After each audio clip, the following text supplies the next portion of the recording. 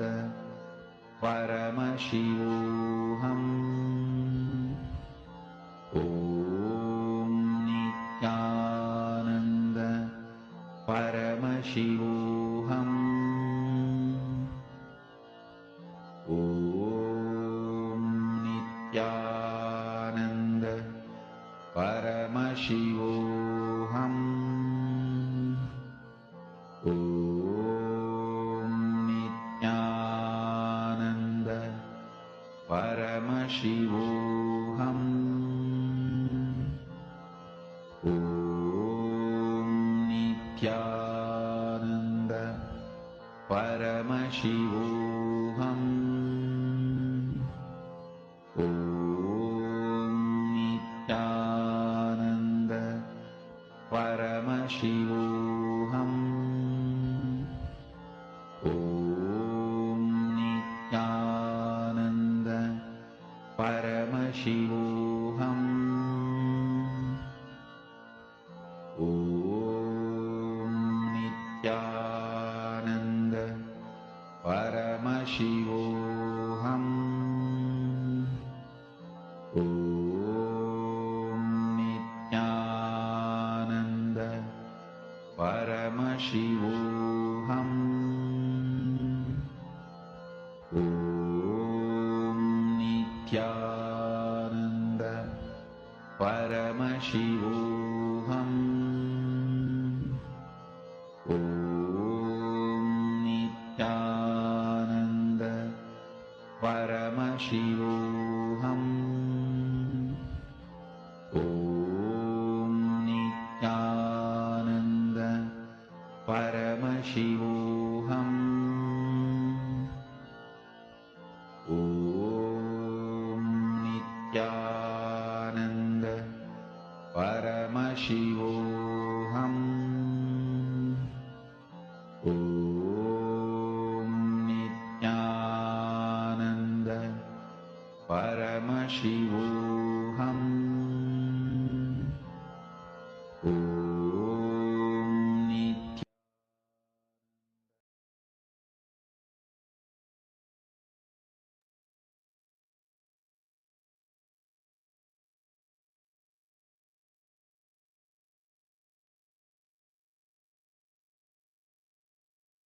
Please relax. Now, we will be entering into the next session. Do not worry. You all have 42 minutes to manifest. So till the next round of power manifestation, it will be this. So you can give it time till the rain happens. You create the space and you keep holding the space. Now we're going to be entering into the next session where we will be understanding about gratitude and we will be learning about the Sahasrara Chakra. Let us all enter into the next session.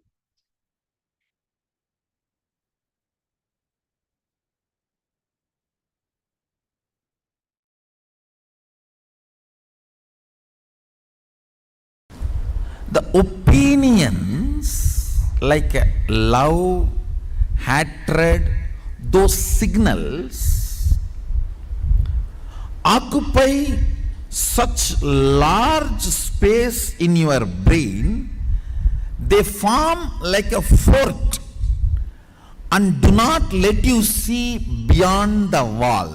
Listen. Listen. Seeing this world does not make you incapable or incapable of not seeing the other worlds. No. Opinions you form about this world stops you perceiving the other planes. Listen.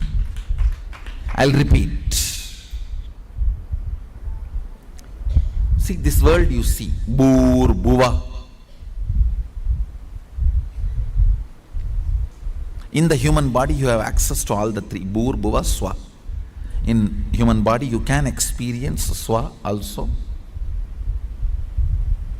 Bhur, Bhuva, Swa, all the three you can experience in this human body. This Bhur, Bhuva, Swa, these planes which you are seeing, is not stopping your ability to perceive other planes like a tapo, satya, brahma, all those lokas. But the opinions you form about these worlds becomes a huge fort inside your brain, Sahasrara Mandala, 1,000 petal flower. When that fort is built,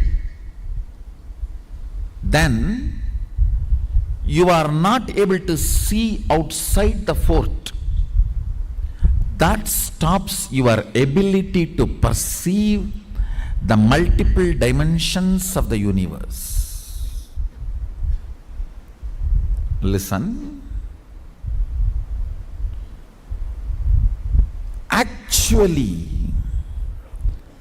choices are not only not freedom, they are anti-freedom.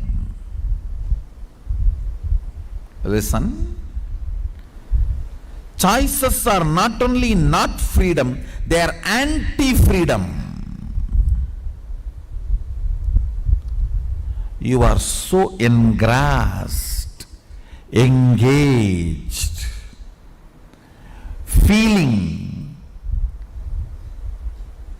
you got the result.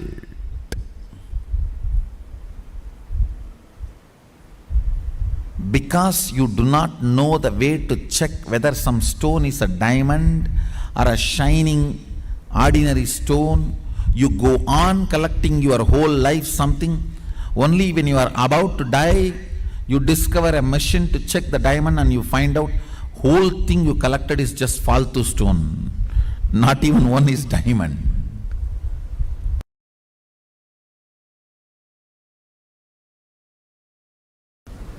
The more dimension life you manifest, more fulfilling you are, more complete you are, more Sadashivatva manifests through you. Understand? Understand? Through puja, if your breathing becomes very, listen, intense does not mean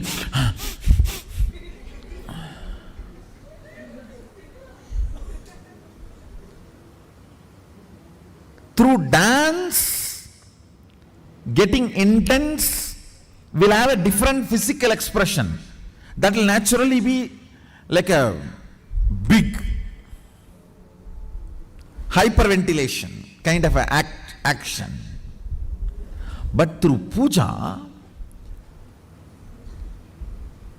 when your breathing becomes intense, it will not be hyperventilation type, it will be deeper ventilation type. Like Sahasradala Pangaje Shagala Sida Rashmi Prabham Varabhayagaram Vimalaganda Pushpambaram Prasannavadanikshanam Sagala Devata Rupinam Smarechirasiyam Sagam Tatapimana Purvam Gurum. It's actually Dhyana Sloka for Guru. I can see very clearly Arunagiri Yogeshwara.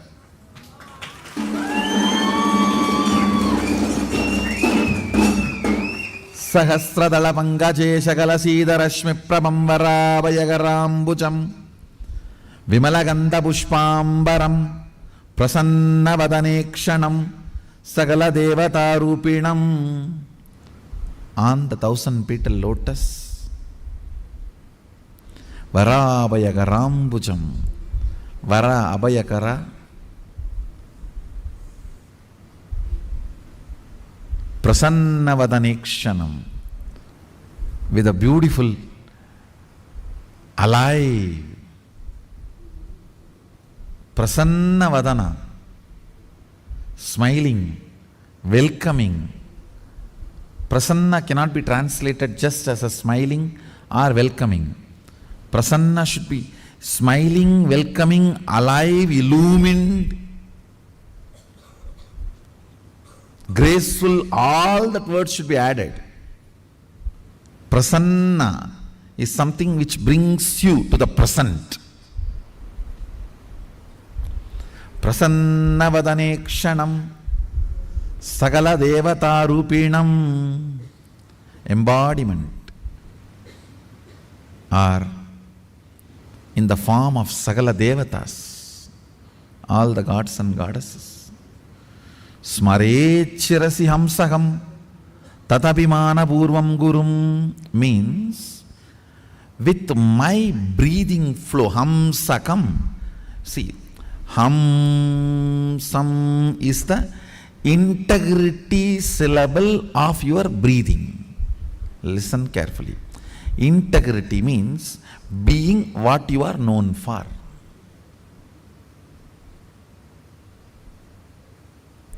If a lion is known for something and it does that same, it is integrated to being a lion. An elephant is known for something and it is doing the same thing, it is integrated to being an elephant. If suddenly elephant starts eating the flesh, what will happen?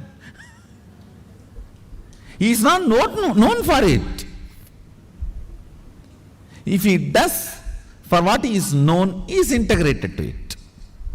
So, the integrity syllable of your breathing is hamsam. Hamsam. This hamsam is the ajapa japa mantra, unchanted mantra which gets chanted continuously by the integrity of your breathing. When your breathing gets into your system and comes out, the natural sound it makes is called hamsa. Hamsam.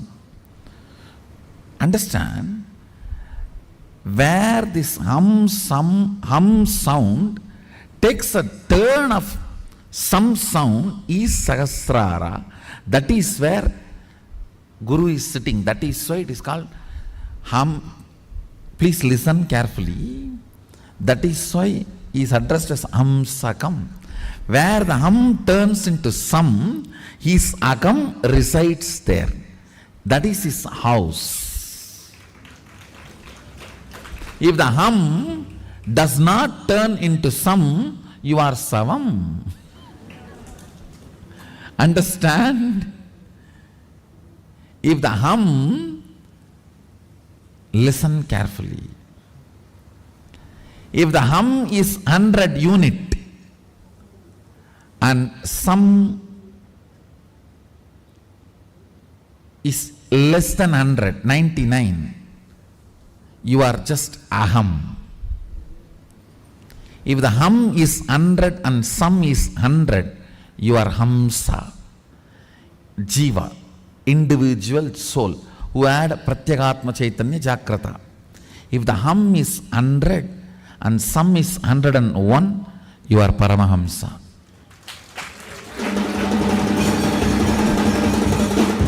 Listen carefully.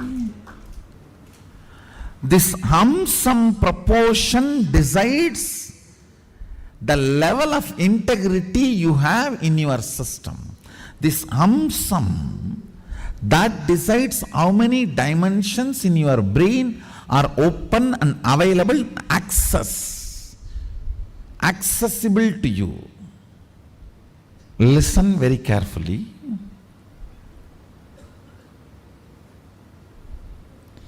If this hum is 100, sam is less than 100, you are in the plane of agam, human. Bhu. If the hum is 100, sam is also 100, you are hamsa, jiva who is awakened. If the hum is 100, sam is even 101, you started entering into the Paramahamsa dimension. Means the Guru component has started manifesting. in your jiva. Means he started mixing in your taste of life. What is your desire? Your guru's desires. What is your taste of life? Your guru's taste. What is your joy? Your guru's joy. What is your opinions about death? Your guru's opinions. What is your opinion about life? Your guru's opinions.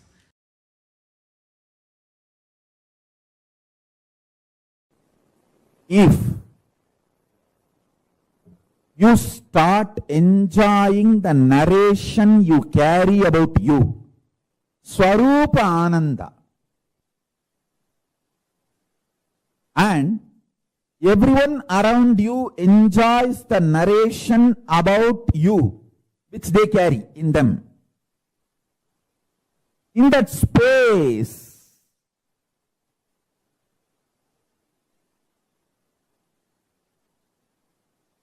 you manifest Sarvanyatva. Kailasa is the ecosystem to help you to enjoy the narration you carry about you. And everyone celebrates the narration they carry about you in them. You celebrate them, they celebrate you.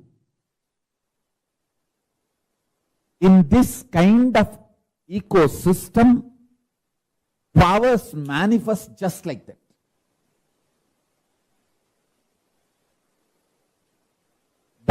That kind of an ecosystem makes nectar flow in your Sahasrara chakra, in your crown center.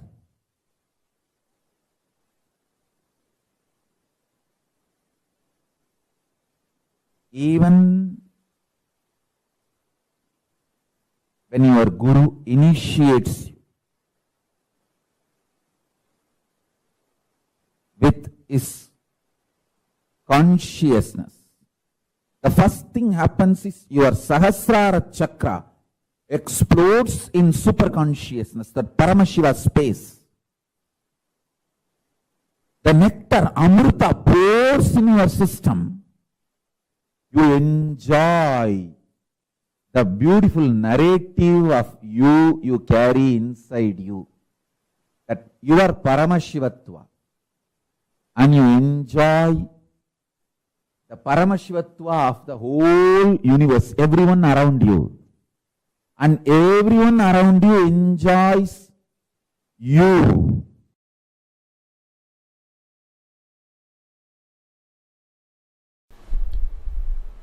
Let me come back to the subject. Listen. Whenever you are not able to hold the lit up 1,000 lotus petals, the Sahasrara, and come down only with prayer. Prayer will grow roots and push you back to that same higher electrical structure and chemical structure in your brain, to the Sahasrara. If you start analyzing, why am I not retaining? Maybe all the sins I have done.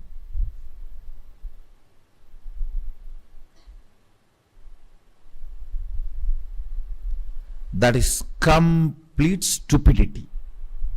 Wrong diagnosis makes duplicate doctors.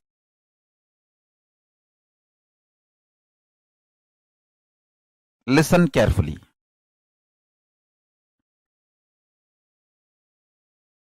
All of us are given something and denied something.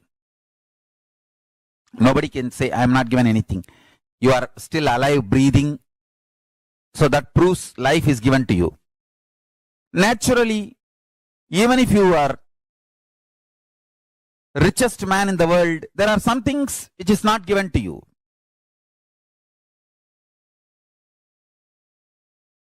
If you cultivate consciously a consciousness,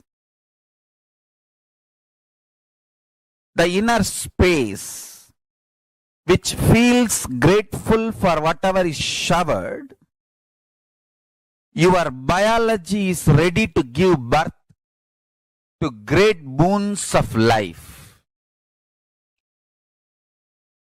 Understand?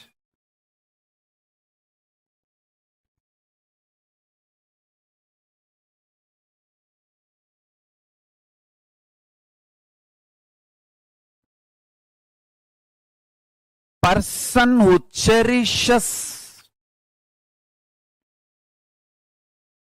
what is showered in the life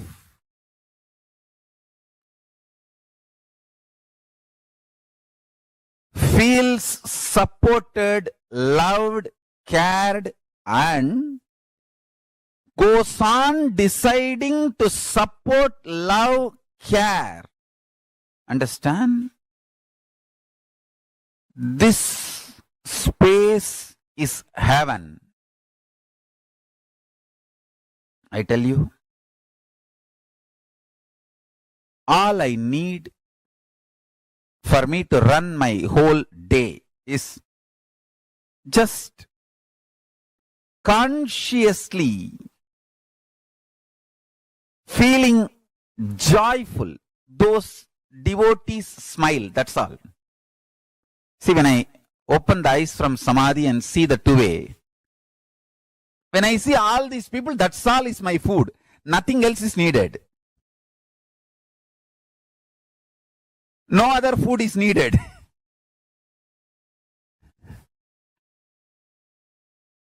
Understand?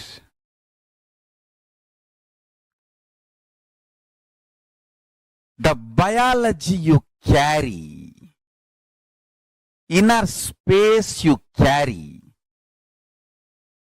gives birth to your reality. If you carry the inner space, being grateful for whatever is showered in your life, you decide to go on showering with others. Understand, I tell you?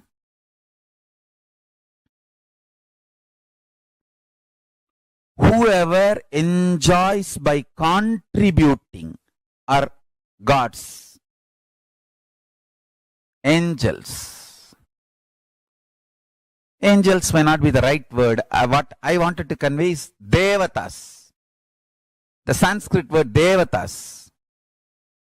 Maybe the rough translation in English can be gods and goddesses, not angels. Because devatas are much higher than angels. The concept of angels.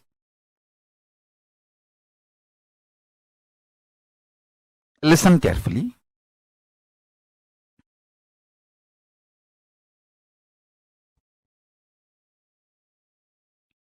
If you feel exploited, frustrated, you will go on vomiting poison, destroying, pulling down.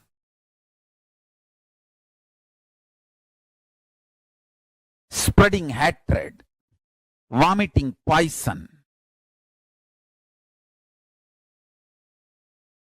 You will be so deluded. You will know you are straight lying. And you will believe it is perfectly all right. That is the worst delusion.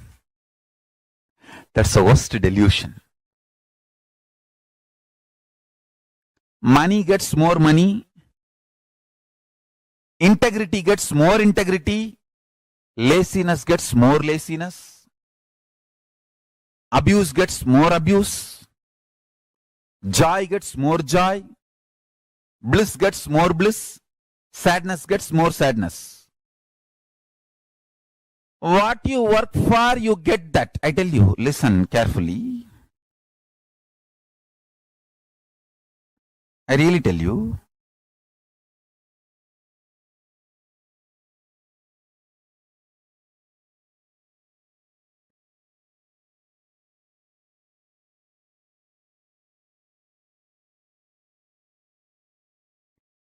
make integrity as a strategy for your life, you will attract such wonderful integrated people around you. Even if the non-integrated people come, you will know them just by their smell, and they will not be able to harm you. You know how to protect yourself, save yourself, and continue your service. Love for the consciousness. Love for the existence. Understand? The source of life is all about going on contributing.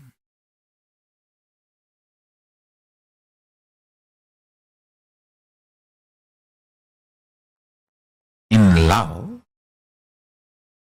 the source of the Karana and Karya, means cause and effect of the cosmos, the Paramashiva, in love, everything melts down.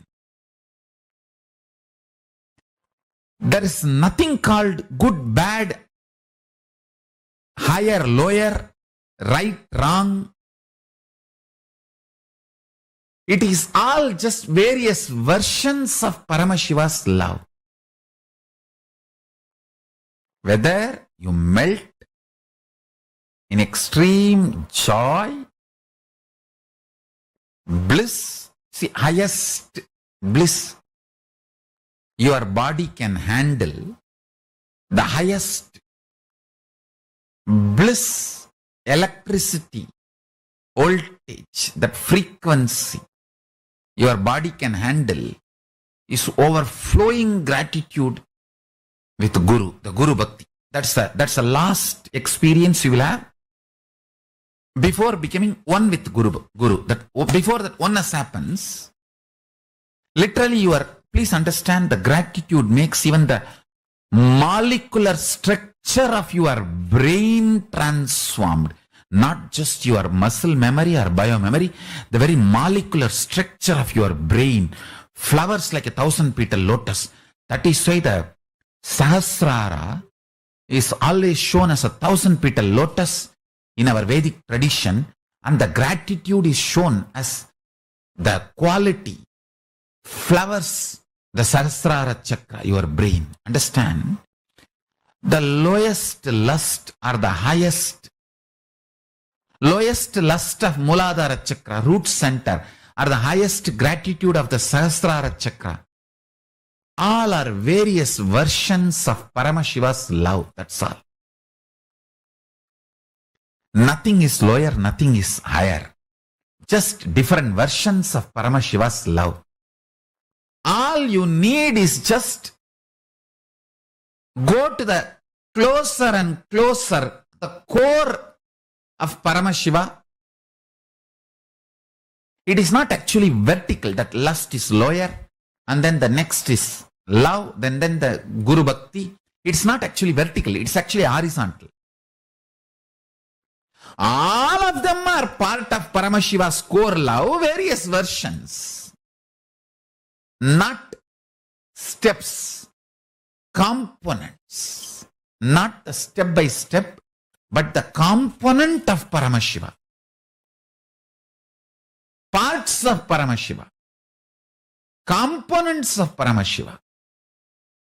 Surely the highest gratitude with the Guru, that Guru Bhakti, is best because that leads you to the oneness immediately. The ultimate is experienced immediately. Surely in that way, it has its own advantages. And I also want to tell you, most of you, 99.99% of you, really need detox, and you need to work only on your physiology, body. You all don't have a bigger problem in your psychology or the mind. I have given you so much of teachings, powerful cognitions. You don't need lack of knowledge or education or powerful cognition. You just lack the ability to retain it. So just build a yogic body, heavy body, and detox yourself. If you are my fanatic disciple, you listen to me absolutely. I give you this one word: stop eating. Live by drinking. Juices, herbal juices, even rice, if you want to have, make it into a juice, rice water, and take. I'm telling you, just if you stop giving the responsibility of grinding to your stomach, 90% of the detoxification happens.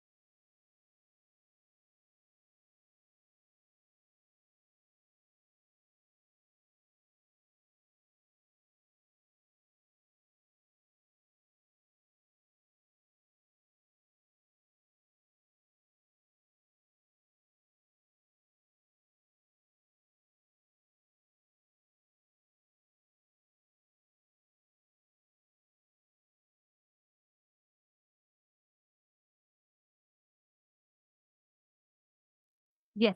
Can I request all the participants to post what you understood from this session? Because what Swamiji revealed in this session is something very, very important for all of us to understand. All of us have a complaining approach to life, right? We have so many things that we bargain with life for. We have a problem when things don't happen properly. Swamiji tells one of the key things why we are disconnected from the reality for most of the part is because of the constant complaining attitude that we carry in life, and how we we don't retain the space of gratitude. See, listen very carefully. When you experience gratitude in your inner space, when you manifest the space of gratitude in you, you overflow with so much of energy in life. You don't have any limiting patterns anymore that holds you back. See, please understand, for most of the part, we all carry, cherish, nurture and nourish this part of complaining mode in us. We have so many complaints. We get dissatisfied over things. Like Swamiji tells a very beautiful statement. Swamiji tells that God has, cosmos has enough to fulfill the needs of the people, but it doesn't have a single penny to fulfill the wants of the people, because our wants keeps growing. We keep expanding. Imagine, even if you get $100 million today and you're able to buy everything, you will still have a place in you where you'll think, if I could have gotten just a little bit more, it could have been better. We cannot live a life of completion inside of us, because constantly we carry a scale of expectation, and we keep roaming around with that. We keep expecting life. And when that doesn't happen, we become incomplete. We complain. It is this vicious cycle that we put ourselves into. And please understand, there's a very beautiful story. It's one of my most favorite stories that Swamiji tells. There was a barber, okay, who used to go to the king and who used to, who used to do the king's hair. And every day he used to receive 10 gold coins as his salary. He lived with his wife.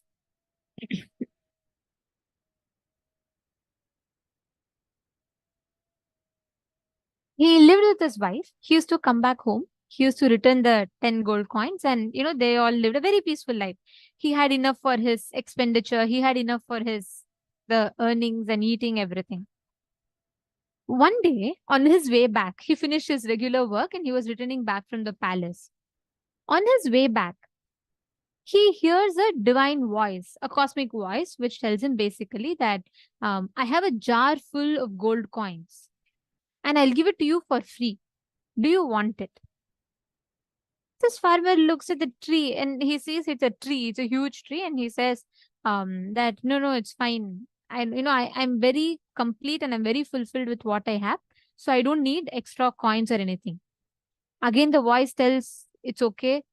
You think I'll give you 24 hours time. Think and come back and let me know. This farmer is like, okay, fine. And then he goes back. He does one mistake. He tells his wife. So he goes and tells his wife. His wife immediately looks at him and he says, what? How can you decline the offer?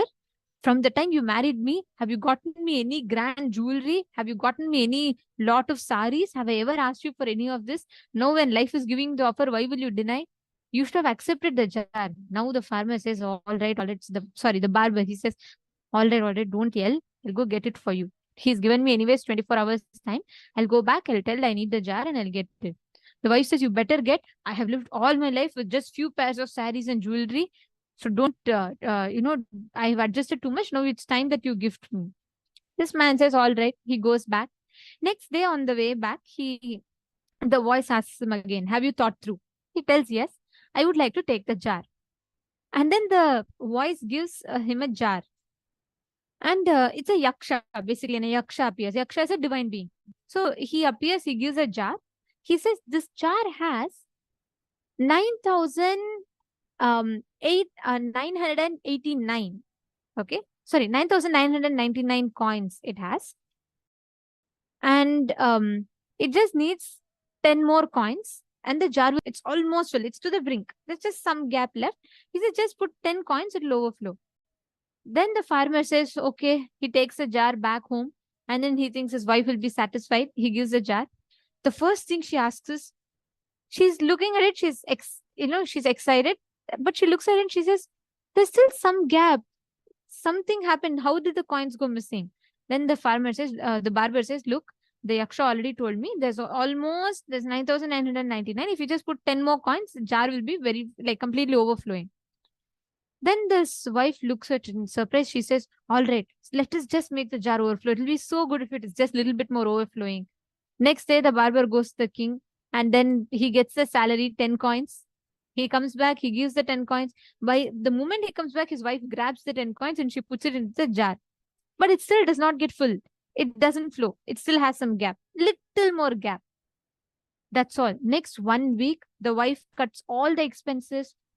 She doesn't feed properly. She doesn't do anything properly with the money. She just puts the money in the jar. As soon as barber comes, she takes and puts the money in the jar. This goes on for a week. After the end of a week, the barber looks so dull, tired. He's lost his health. And he goes to the king and the king looks at him and says, what happened? You look very tired and dull. Did you also accept the yaksha's jar? Now the farmer is shocked. He says, how do you know? Then the king laughs and tells, everyone in this kingdom who has a problem is because they accepted that yaksha's jar. All of you look in your inner space, look in your house. Each of you have accepted this yaksha's jar. Immediately that day, the barber went, got rid of the jar, and after that, he lived completely blissfully afterwards. Each of us have accepted this yaksha's jar, which just to one more thing, I'll be happy. You get a job. Just if I get a promotion, I'll be happy. You get a promotion. Just if I get few $1,000s extra salary, I'll be happy. You get that. We never get fulfilled in life. We're almost always running behind getting just this, just something more. Each of us have this yaksha's jar. All of you look back. Look into your lives. We all carry this yaksha's jar. Like how this wife, she cut down everything just because the yaksha wants, saying just 10 minutes more. Sorry, just 10 coins more. The jar will overflow. She started cutting everything and she started trying to get that jar overflowing. That coins were not enough for her. We all do the exact same thing. No matter how much life showers, we feel, oh God, just some more. Understand, that is the most unfortunate thing that we are in today. We don't accept, offer gratitude in life for what we have. We're always running behind what more we can have. Even if life gives us something, we say, just a little bit more would have been nicer. Just a little bit more would have been nicer. That is Yaksha's jar.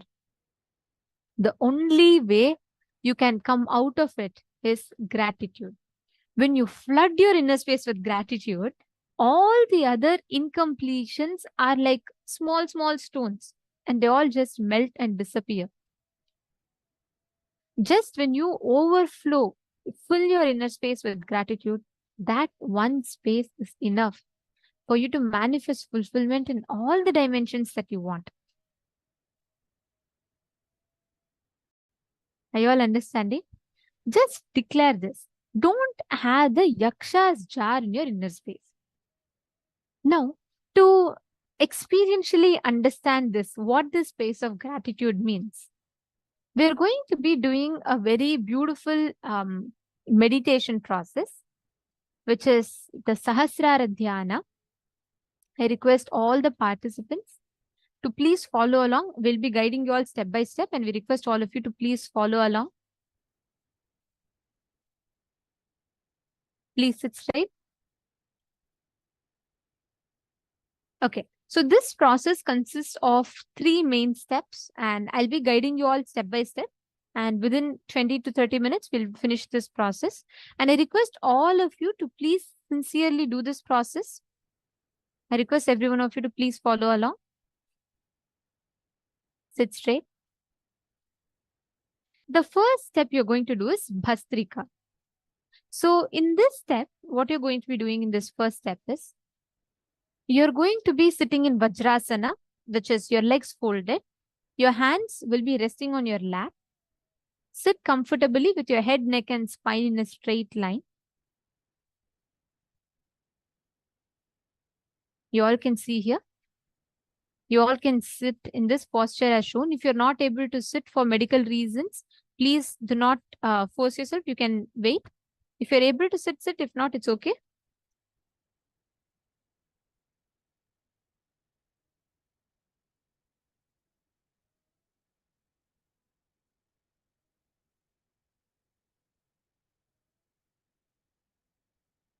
Shane Denisaya, you should not you should never do the yogasanas in the beanbag. See, because the postures, yoga is very important, the postures, because they'll affect your breathing pattern. It's not the physical postures alone, right? So even if there's a slight bend here and there, the posture gets misaligned, you will not really have the complete effect of the kriya that it intends to give you. So avoid the beanbag as much as possible for you to do it. Of course, if you have any health concerns, please go ahead. If not, it's fine. Okay. All the others, if you are having any respiratory problems, if you are a heart problem patient, please do not do this kriya. Now, all the others, it's a very simple one. In the first 7 minutes of this step, you're going to be breathing chaotically. Just breathe. You're just going to chaotically breathe. Don't breathe in any particular pattern. You're just going to breathe in complete chaotic manner. For 7 minutes, just breathe. That's all. Breathe without any pattern, just in random chaos, in a chaotic rhythm. Please breathe.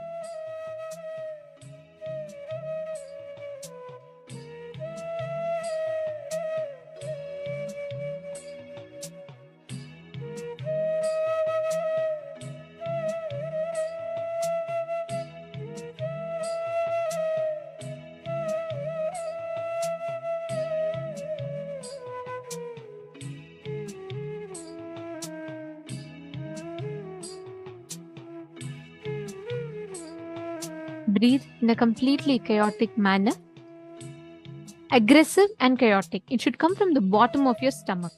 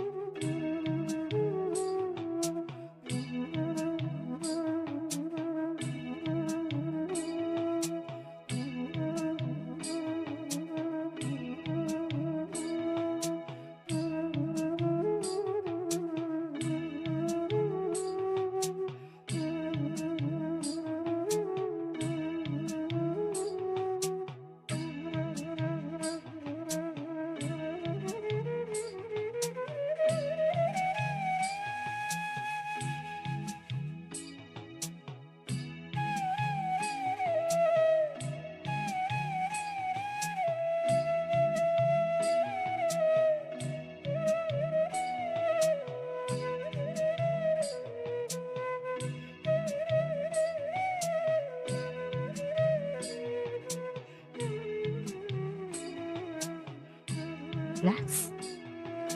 Now, let us enter into the second step of the process. Now, in the second step of this process, I request all of you to relax from the chaotic breathing. Now, you're going to continue to sit in Vajrasana. If you're not able to, you can even sit in Sukhasana. From the Chin Mudra with your fingers. So I'll just show you all how exactly we do the Chin Mudra.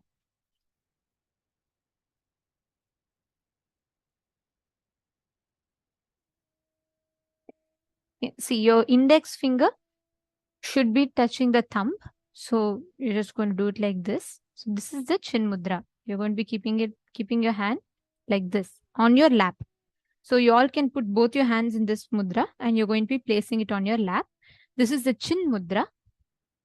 So you're going to be continuing to sit in Vajrasana with the Chin Mudra in your fingers and place your hands on your knees. You can keep your hands on your knees and your hands with the open palm should be facing upwards. So once you form this mudra, you're going to be putting it on your lap. You're going to be keeping it on your lap. And you will now hum intensely for the next 7 minutes. And the humming should be done with the lips together. Listen very carefully. The humming should be done with the lips together. It should not be just like Om or something like that. You have to hum.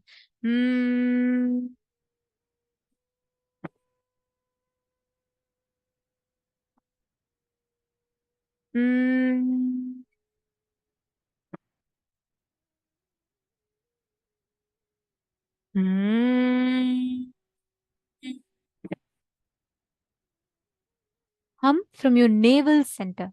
You're going to hum as lengthy as possible and as loudly as possible, but your lips should be pursed together, which it should not open. So it should be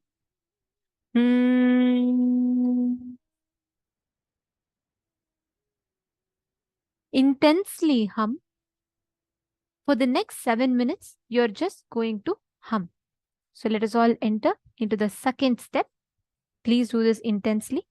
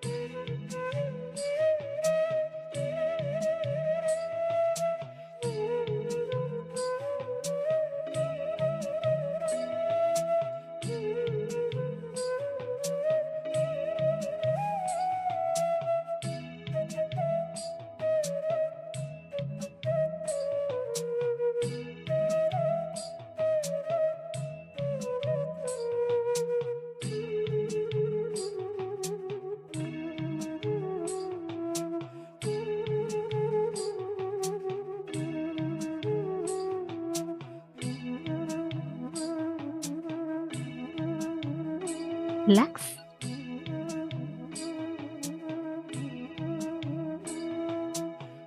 Please relax. Slow down your breathing, your humming, and breathe in and breathe out. Now, we will be entering into the third step of the process. So now, in the first step, we did the chaotic breathing. In the second step, we did the Mahamantra meditation. Now, sit in a relaxed way. Sit cross-legged on the floor if you wish to, or you can even sit in Vajrasana, however you prefer. Now, for the next 7 minutes, you're going to be taking your awareness from each of the chakras, from the Mooladhara chakra, the base of your spine. Please close your eyes, and I request everyone to follow along. Please close your eyes. Bring your complete awareness to the base of your spine, your Mooladhara chakra. Bring your complete awareness to the Mooladhara chakra. Experience your presence, experience you there.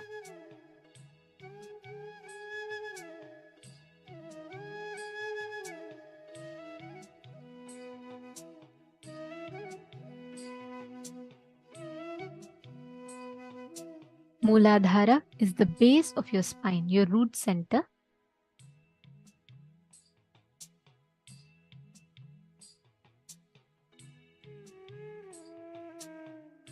Bring your complete awareness to the Mooladhara chakra.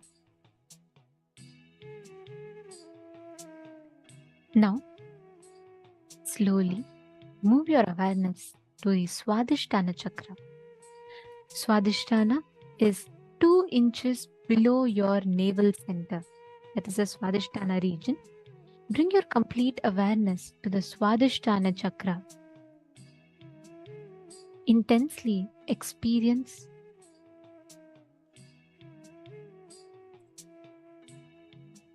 yourself manifesting in the Swadhisthana chakra.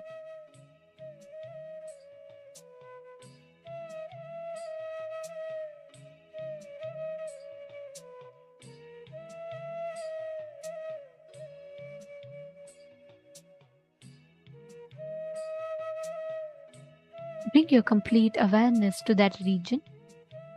Whenever you bring awareness to that region, you will experience so much of energy oozing out in that part of your body.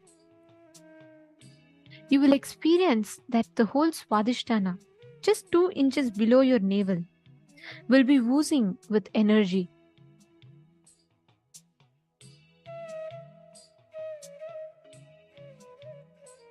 Now, move your awareness to the navel center, the Manipuraka chakra. Bring your complete awareness to the navel center.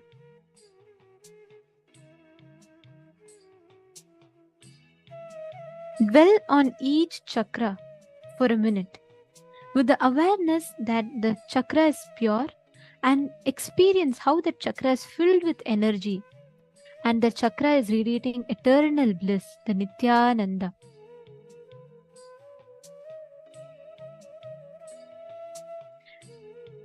Experience your whole Manipuraka, the navel center, brimming with energy. Experience how the chakra is intensely active.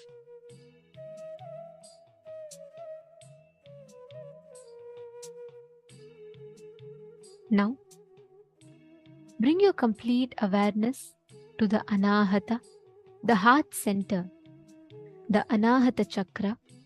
Dwell on the Anahata chakra.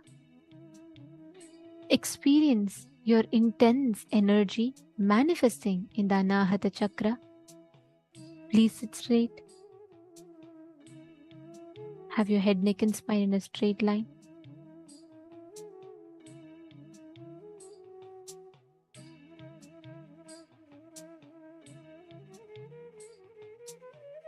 Experience your heart center opening up and that energy overflowing from your heart center.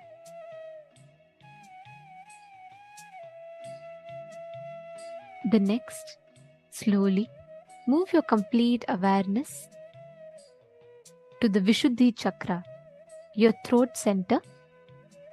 Bring your complete awareness to the throat center. Experience your Vishuddhi chakra opening up. Experience the energy in your Vishuddhi chakra.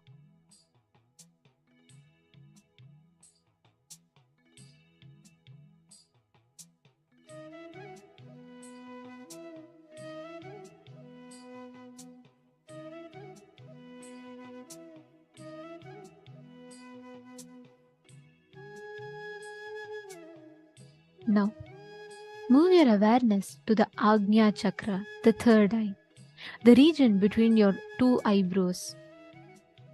Bring your complete awareness to the Agnya chakra.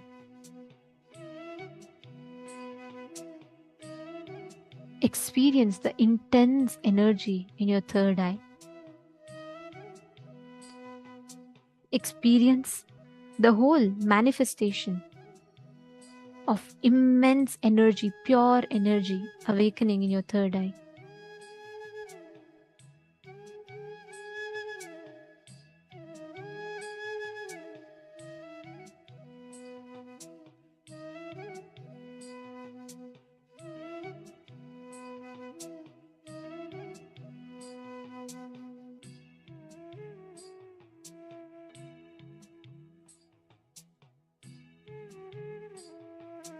Now, slowly center your entire awareness and focus on the Sahasrara chakra, the top of your head.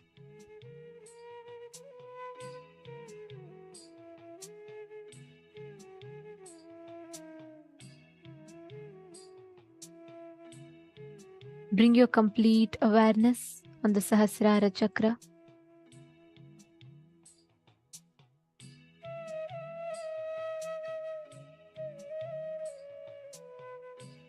Experience the intense energy flowing through your Sahasrara chakra.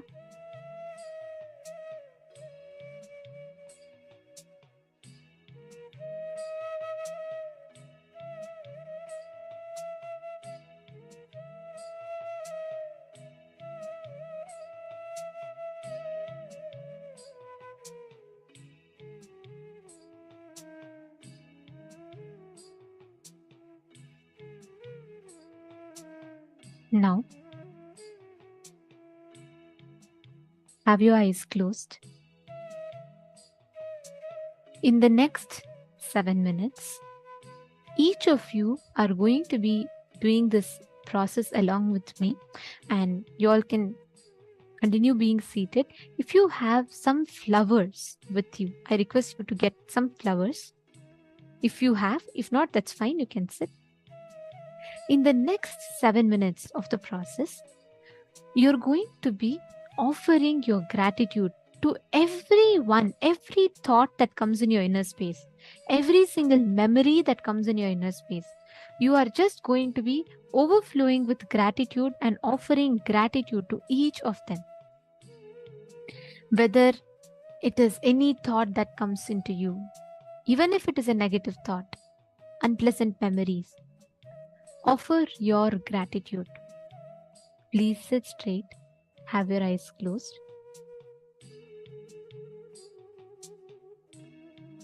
Start meditating. Any thought that comes in your inner space, just bless it. Just offer your gratitude. Feel grateful that it happened in your life and bless it.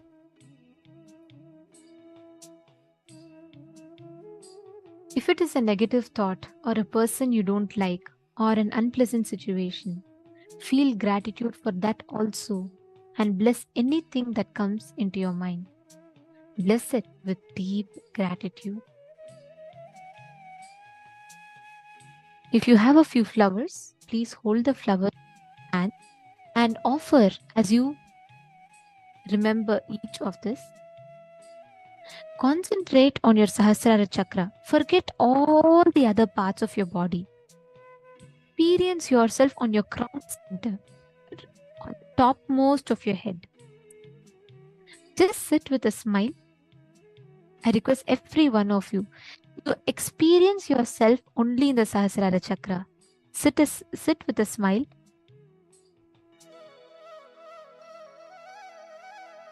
Now, with your whole being, offer your gratitude to your mother.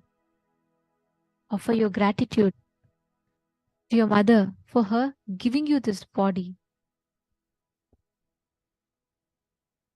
Remember and give her your gratitude with all your being, just for the purpose of giving birth to you. Offer your complete gratitude to her. From your whole being, thank her. Offer your gratitude. Express your love to her.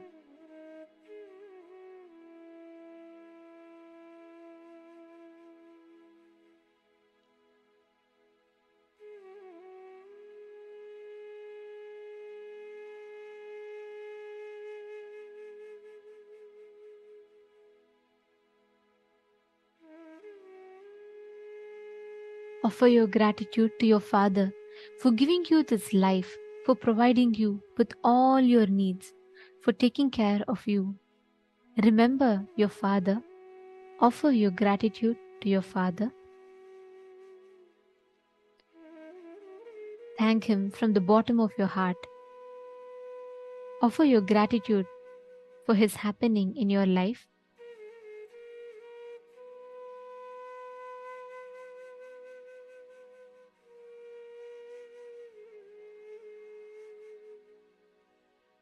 Offer your gratitude to all the doctors and nurses who received you when you came to planet Earth. Experience that tremendous gratitude flowing towards them as they supported you in your arrival to planet Earth.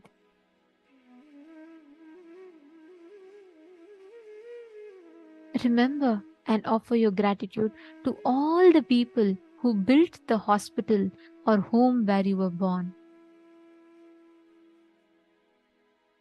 Thank them from the bottom of your heart.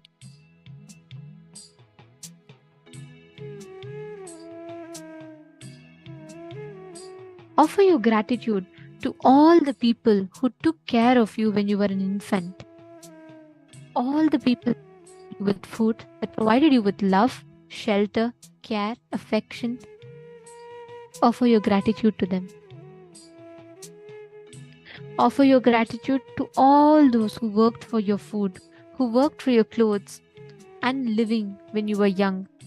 All the people who supported you in one way or the other. Remember each of them and offer your gratitude.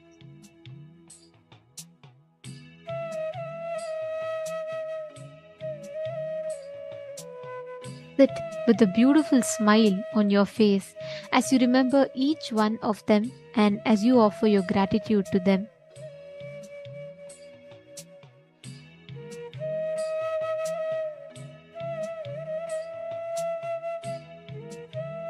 Offer your gratitude to all your young age friends who made your life happy and blissful, who shared their innocence and joy with you. Remember all your young age friends. Offer your love and gratitude to them. Thank them for being a part of your life.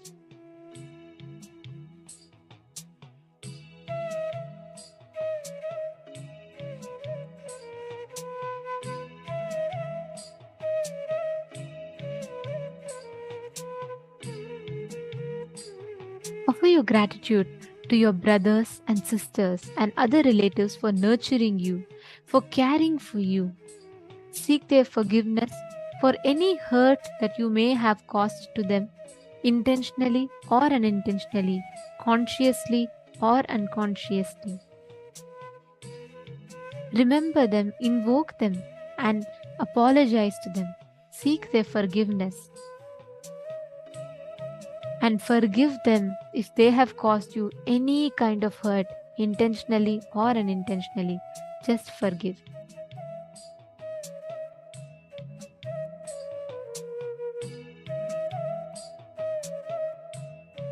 Remember each one of them. Offer the gratitude from the bottom of your heart for the very happening in your lives.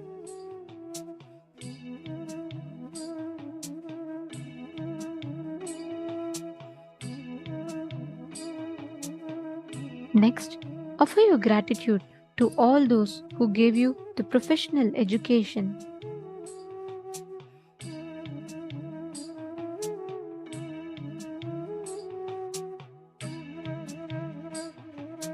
who helped you stand in your profession, who gave you the courage to stand on your own feet.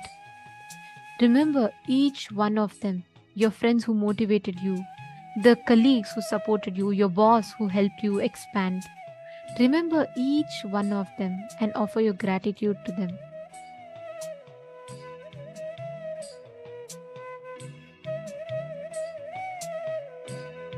Next, offer your gratitude to all the people who helped you financially whenever you needed it. Thank each of them. Remember each one of them.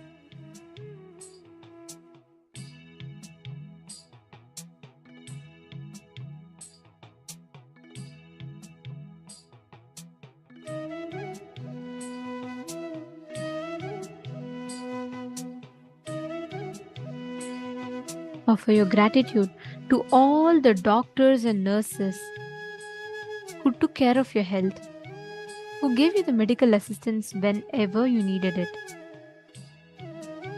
Remember all the doctors, offer your gratitude to them. Thank them for supporting, for keeping your body healthy to live and fulfill your life.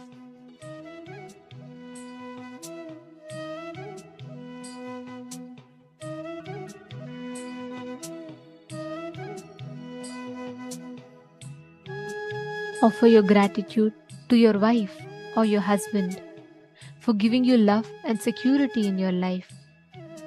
Forgive them for anything that they might have done to you that hurt you.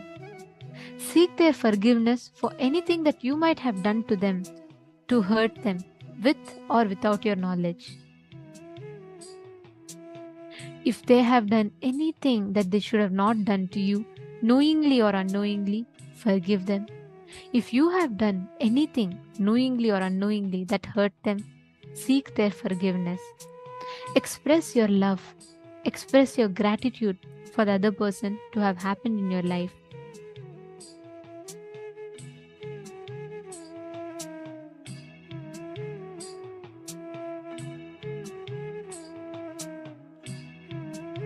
Offer your gratitude to all the people who encourage you and give you inspiration in your spiritual life.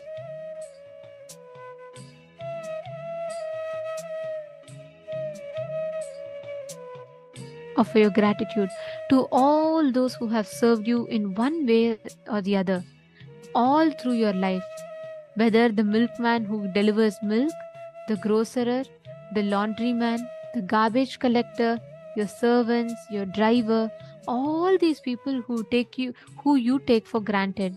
Seek each one's forgiveness for any hurt that you may have caused, intentionally or unintentionally, consciously or unconsciously. Seek their forgiveness for any hurt that you might have caused and offer your gratitude for their support in your life.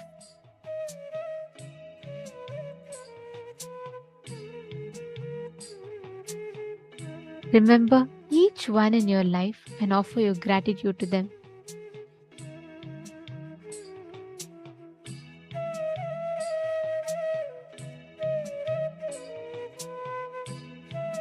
Offer your gratitude to your enemies and those who have hurt you for making you strong and forgiving. Seek their forgiveness for any hurt that you might have caused to them and forgive them for any hurt they might have caused to you. Offer your gratitude to them for helping you expand, for helping you discover newer dimensions of yourself.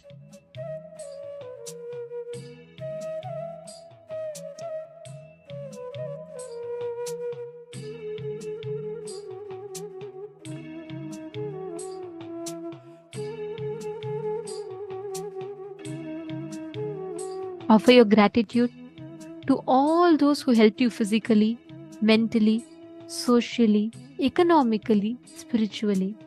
Remember each one of them.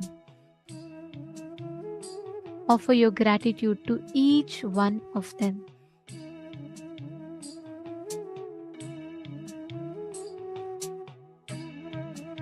Remember each one, whatever way they have supported you, whatever way they have helped you. Remember each one of them for your gratitude.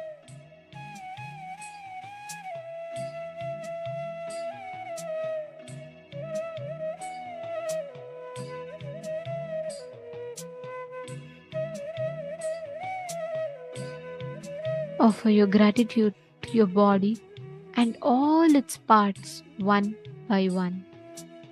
Offer your gratitude to your mind for its miraculous functioning. Offer your gratitude to your legs for it to help carry you wherever you want. Offer your gratitude for your calf muscles, for your ankle, for your knees, for your thighs. Offer gratitude to each part of your body, part by part by part. Remember each one of them and offer your gratitude to them.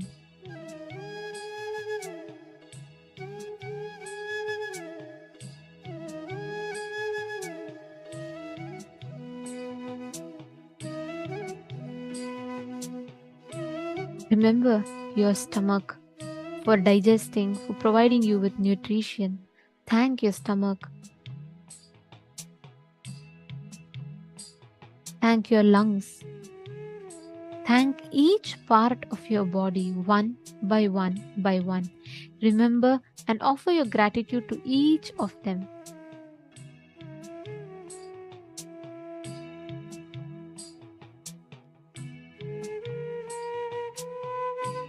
Offer your gratitude to your brain. Offer your gratitude to your kidneys. Offer your gratitude to your heart.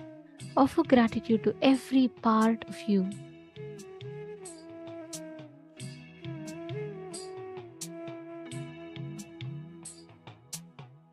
Offer your gratitude to your mind for its miraculous functioning. Offer your gratitude to your whole body and mind, your whole existence. Offer your gratitude to the divine, to the whole, to the God for making all these things possible in your life. Offer your gratitude just for the fact that you are alive.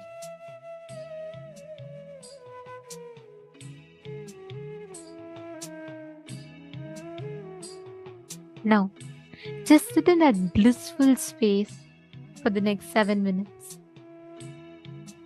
Just enjoy that space.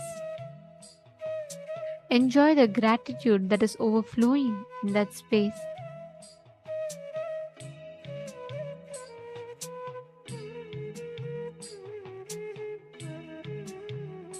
Offer your complete gratitude and love.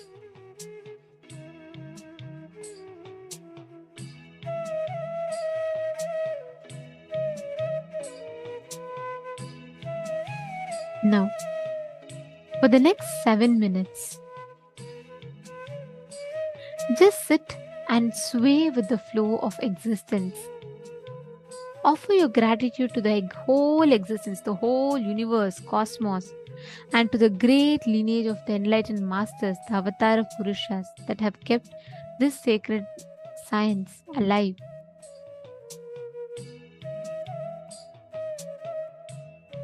Offer your gratitude to the entire Guru Parampara.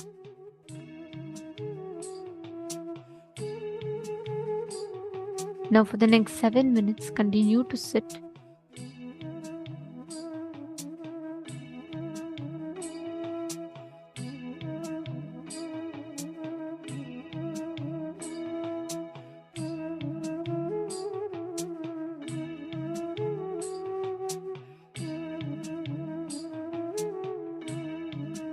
This way, let your whole being go with the flow of the existence.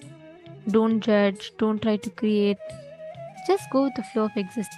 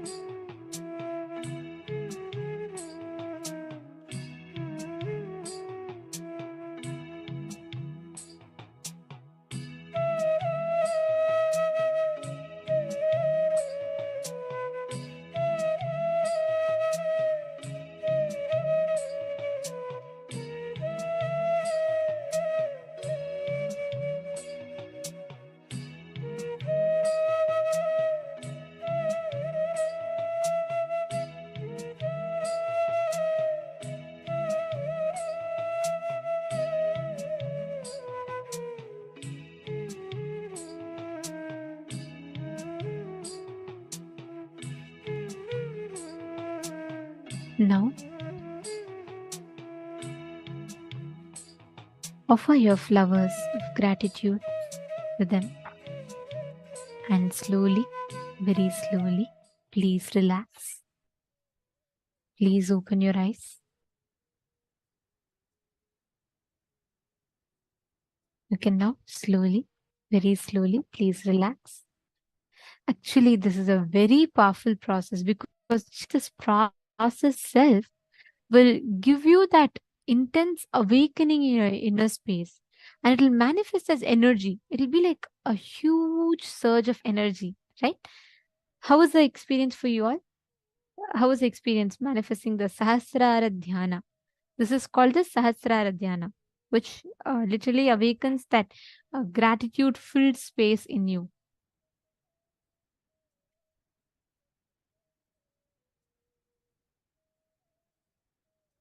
Okay.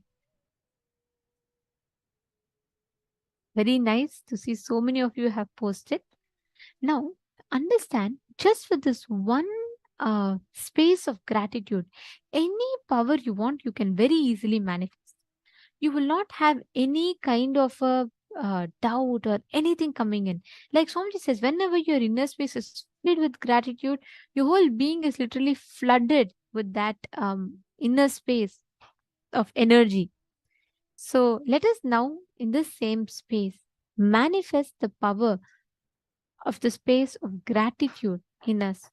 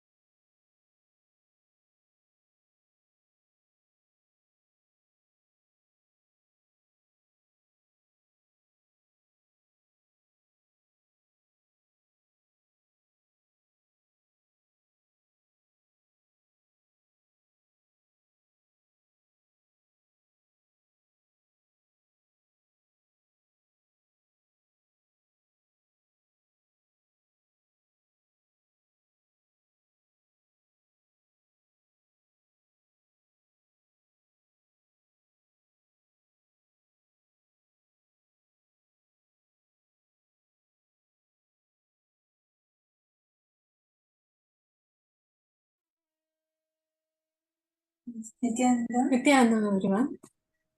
So now we are going to be entering into the power manifestation in the same space of gratitude. Let us start. So now we are going to be continuing with the power of manifesting rain and just holding the same space of deep gratitude. Hold the space of gratitude towards Swamiji for manifesting through you. Hold the space of gratitude to the clouds, to the rain, to Indradeva for showering rain. Just have intense gratitude. We don't need anything else now, right? Because all of us have just done a very powerful meditation. And you'll see how beautifully this meditation, this technique, is going to help you in manifesting powers. Yes. So we don't need any powerful cognition. The space which we are all holding now, the space which we are in, it's a very beautiful, very powerful, and this is the space of manifestation that we will all experience it now during this power manifestation round, and it will help us cognize it more powerfully and deepen our cognition that gratitude is enough for me to manifest anything I want in my life, right? So I request all of you, please, when you have done this meditation, especially, do not miss this power manifestation round. Let us all sit straight. And in this power, we are going to work on manifesting rain. Yes, so I request all the participants, if you have a Krishtashila, the granite slab, you can bring that and we can get ready with that. A Krishtashila, a pencil, and a paper. And you can even take a picture of how the weather is. You can use AccuWeather and to keep a record of how the weather is before the manifestation.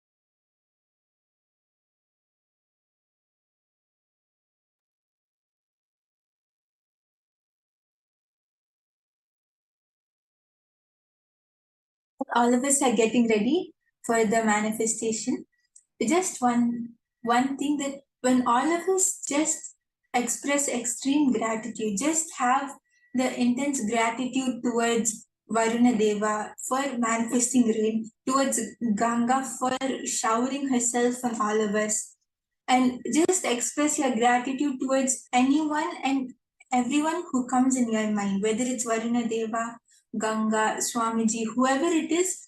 You'll see that when you express this gratitude, you will manifest rain, and it will be very easy because we just did a very powerful process of expressing our gratitude. We just did a beautiful meditation for it.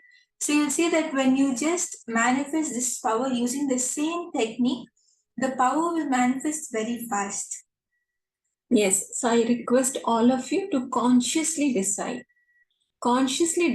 to express the gratitude towards nature, towards rain, towards the god of rain, which is Varuna Deva. So when we are in that space of gratitude, and when we connect from the space of gratitude and oneness, we will see that simply the manifestation will happen, right? So I hope all of you are ready. Please do understand, get ready with your Krishtashila as well as with the Ashta, whatever Ashta you have. I hope all of you have some Ashta which you must have been got blessed during darshan. Do apply it on your third eye. Do apply on your Krishtashila and connect to the nature, connect to Varuna Devata, connect to the rain, right? Have gratitude and let us all get into the power manifestation. Yes, so once all of you are ready, you can even post in the chat. Please do not forget to take the pictures. So you can post your yes in the chat if you are ready with your Krishtashila. Even if you don't have a Krishtashila, it's fine. But it's better to manifest with a Krishtashila. Krishtashila is the granite slab which Ramji has blessed and energized for all of us. I understand some of us are new and you may not have this. It is basically one of the very powerful alchemy product which Swamiji blesses us with. And if you don't have, it's fine. We can just sit with our head, neck and spine in straight line. If you have the Ashta, it can be the Gyananjana or Kumkum or anything which you got blessed from Swamiji in any of the darshans, please do apply it on your third eye and two temples. If you don't have that, no problem. Please sit with your head, neck and spine in straight line and decide to consciously have gratitude. And let us all get into the space of power manifestation. Yes, so is everyone ready? Ma Hongzu, Ma Isdik, Ma Yili, are all of you ready to manifest? You can post in the chat once you're ready. Okay, so Ma Krista is ready. That's great. Ma Premila Maski, are you ready? Okay, yes. So Ma Priyatma Surupini, Ma Parameshwari, all of you are ready. That's great.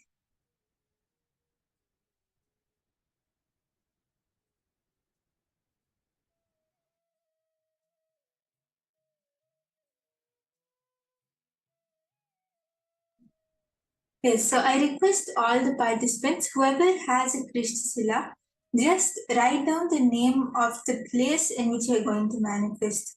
Wherever you are, you can write down the name of that place.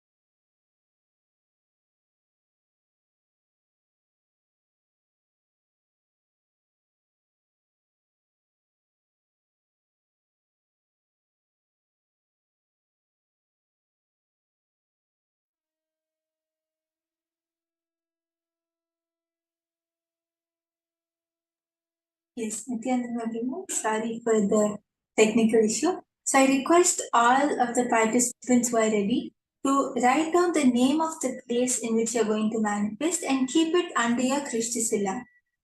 Yes, Ma Parameshwari, yeah, if you do it for your town, it is completely fine, no problem. So you just write down the name of the place and keep it under the Krishthisila and connect to Swamiji. Just overflow with the extreme gratitude towards Swamiji and just give a command that it should start raining over here. You'll see that because the Krishthisila is like a medium through which Swamiji will manifest, and it's a very powerful alchemy product. So it will really help you in the manifestation. You'll see how Swamiji just flows through the Krishthisila and brings rain in the place which you have written down. And if anyone doesn't have the Krishthisila also, you can just connect to Swamiji and keep the place where whichever place you're manifesting, have that visualization in your third eye and connect to Swamiji and request Swamiji to please bring rain in that area. You'll see that we are able to manifest.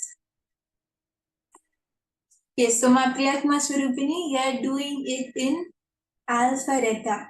Okay, that's great. Do you have a Krishthisilama? If you have a Krishthisila, you can even use that and manifest.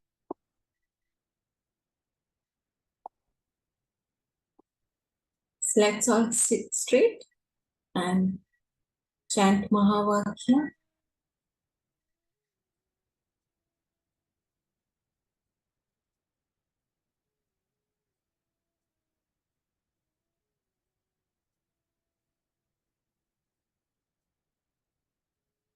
Okay, yes, that's no problem, Priyatma Swarupini.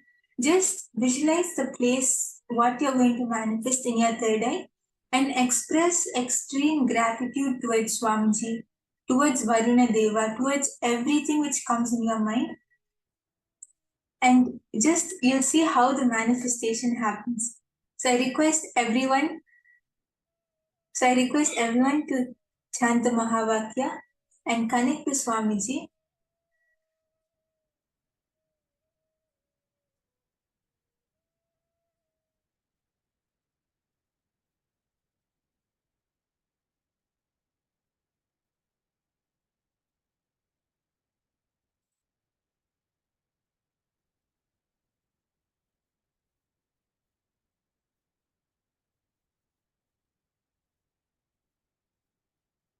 Express extreme gratitude towards Swamiji, towards Ganga, towards everything which comes in your thoughts, which comes in your mind.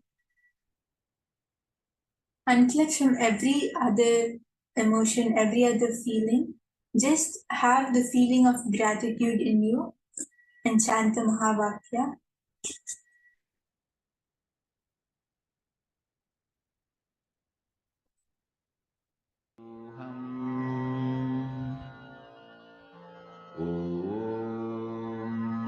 Nithyananda Paramashivoham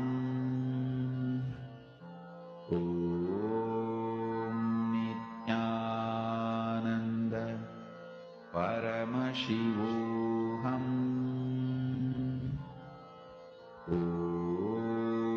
Nithyananda Paramashivoham Nithyananda Paramashivoham Nithyananda Paramashivoham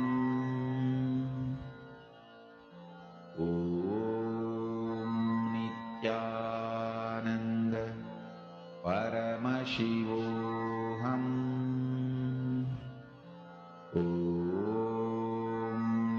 Nithyananda Paramashivoham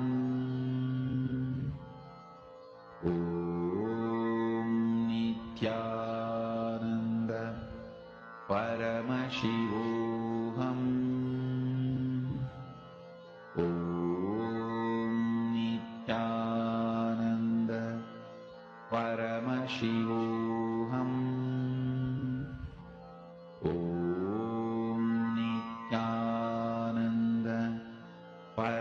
Paramashivoham.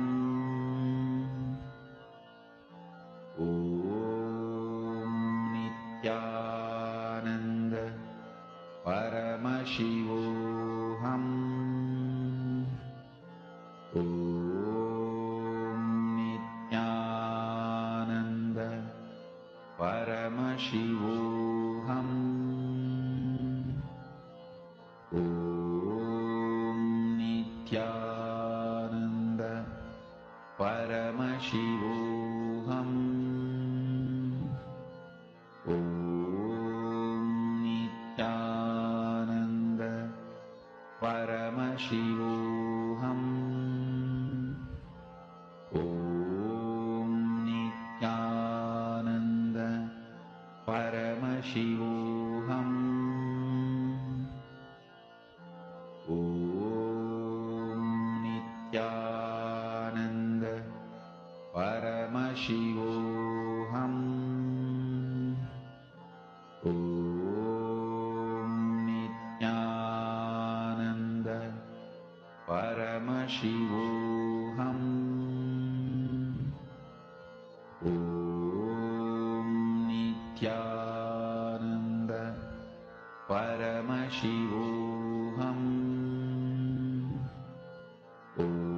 Om Nithyananda Paramashivoham. Om Nithyananda Paramashivoham. Om Nithyananda Paramashivoham. Om Nithyananda Paramashivoham. Om Nithyananda Paramashivoham. Om Nithyananda Paramashivoham. Om Nithyananda Paramashivoham. Om Nithyananda Paramashivoham. As all of you are starting to manifest, you can even start posting on the chat. Even if it's starting to become cloudy or the clouds are becoming more clouds are coming, you can observe all of that.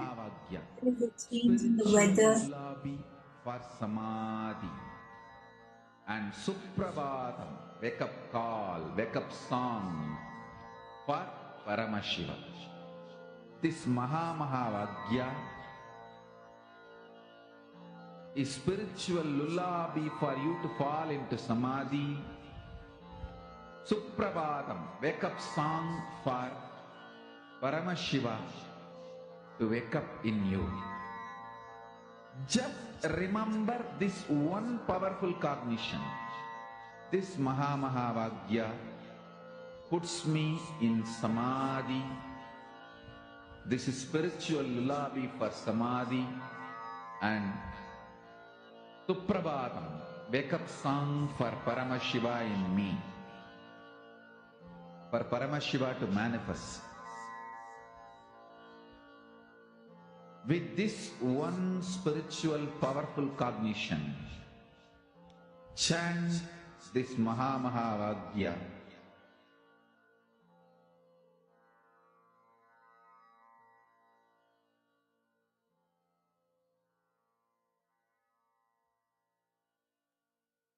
So I request all the participants, when you are starting to manifest, you can even start posting on the chat whether you're feeling a change in the temperature or the weather, or even if the clouds are becoming more dark. You can observe all of that and spiritual lullaby for Samadhi and Suprabhatam, wake up call, wake up song for Paramashiva. For Paramashiva to manifest. With this one spiritual powerful cognition, chant this Mahavagya. Om Nithyananda Paramashivoham. Om Nithyananda Paramashivoham. Om Nithyananda Paramashivoham. Yes, I request all the participants to start posting their manifestation. Okay, so my Hongzu, your body feels full. Is this manifesting or incompletion pattern? Yes, so you don't need to worry. It is not an incompletion because when we are sitting and doing the power manifestation, it is always only a manifestation which would happen. It's always only Swamiji who's manifesting. So it could even be that your body temperature is changing. So you don't need to worry. Just chant the Mahabharata and connect to Swamiji. You'll see that you will even start seeing the changes around you. I invite all of you, please to post in the chat. How is your experience of this power manifestation, particularly after this very powerful, beautiful meditation? As well as, please do not miss to observe even minor changes in the temperature, in the weather, in the clouds. I hope all of you have taken pictures. So compare with those pictures. You will surely see that the manifestation is happening. Yes, so Ma Indira, Ma Ili, were all of you able to manifest? Ma Parameshwari, were you able to manifest in myself?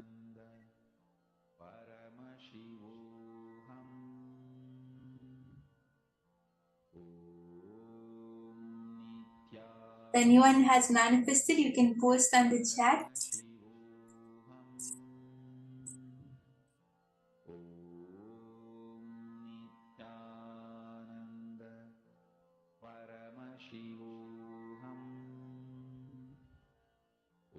Yes.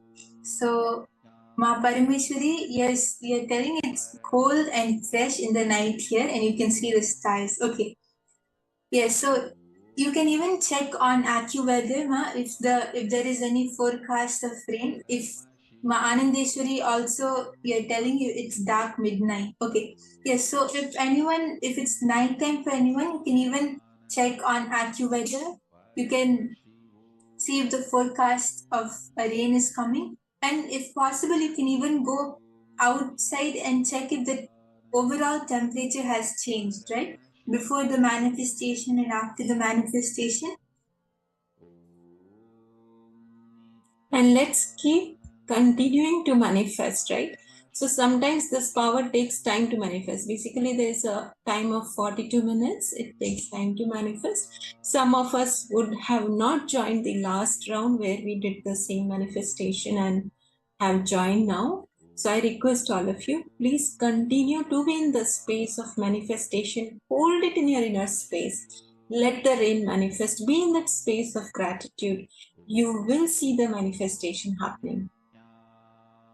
So Ma Iron, Ma Parameshwari, Ma Kriya Yogini, were you all able to manifest? You can confirm and post on the chat. You can even share your experience if you felt anything happening inside you, or if anyone has any doubts or any obstacles, you can even post that on the chat.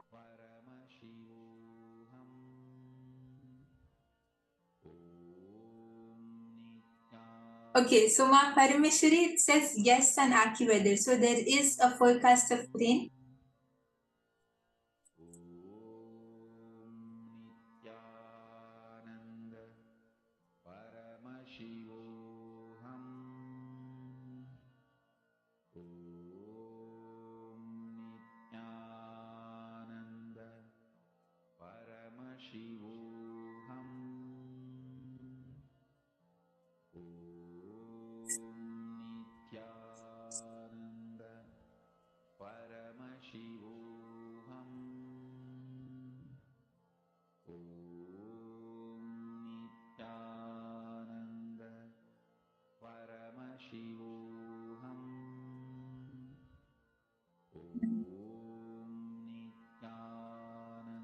Yes, so as all of you are starting to manifest, you can post on the chat.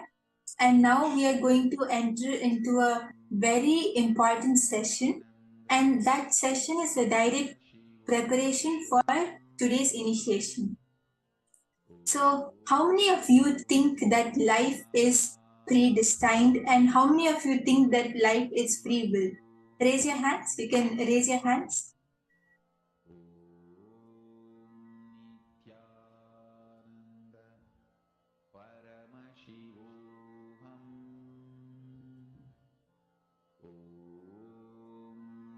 Nithyananda Paramashivoham. Yes.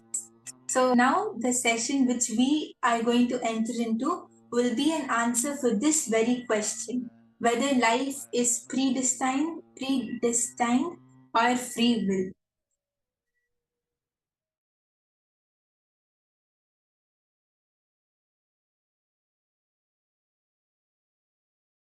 Influence now. Influence the present moment. Be powerful over the present moment. Understand? Live in the present moment is not a complete truth. Have power over the present moment is the complete truth. The power of now is having power over now. Listen. Understand how you feel about you now and how you feel about the world now. Make that too powerful.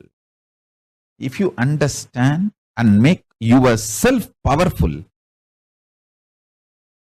that you are Paramashiva, you will understand world is so auspicious and you are the power.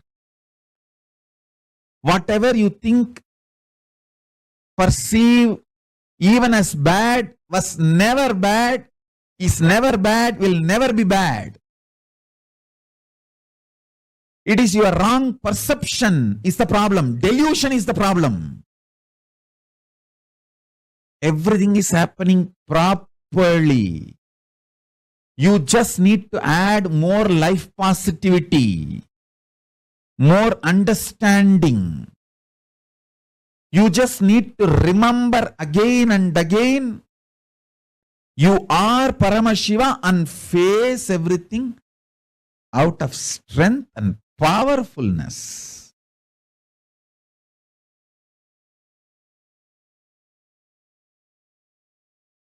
Now, the next truth. Listen.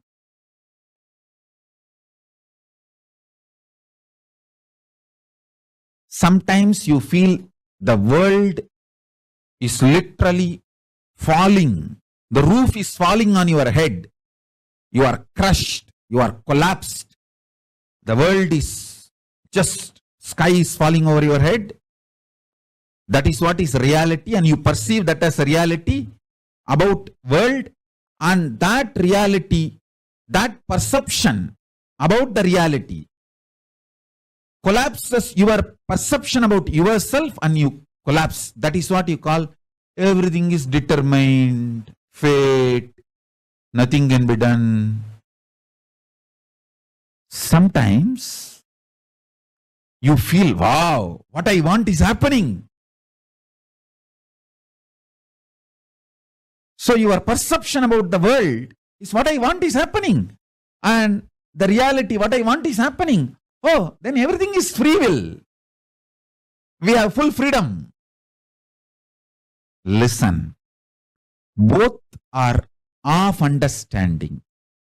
Determination or free will, both are of understanding.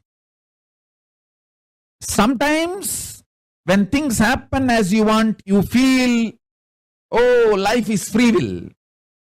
Sometimes when you feel things are not happening as you want and the roof is collapsing, crashing on your head and you feel everything is predetermined. Now understand this truth. I'll give you one more example. If you are standing with both the legs, that's the way you experience reality. You raise one leg, that is your freedom. After that, you cannot raise the other leg also. That is determination. So understand, the choices you already made are binding your future freedom possibilities. The choices you already made are binding your future possibilities. This is when you feel whether life is free will or predetermined.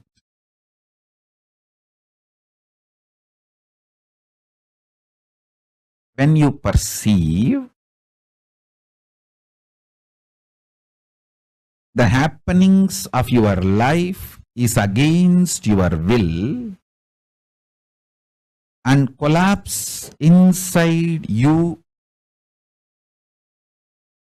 the way you perceive the world very negatively and collapse your own identity about you and lose trust on you. When this happens, whether you made earlier some choices or not, you will feel bound. You will feel life is predetermined. There is no free will. Life is unfair, injustice, adharma. It is all just might is right. People who have power, they grab everything. Nothing is right. It's all chaos. There is no order. And at some moment, when things happen as you want in the outer world, and your perception about the world is little better, you feel, the free will is life. There is a possibility. I can recreate, rebuild. Life has some hope. But please understand, both are of truth. Why even the idea of free will is of truth? Because you feel relieved, hope because of outer world happening.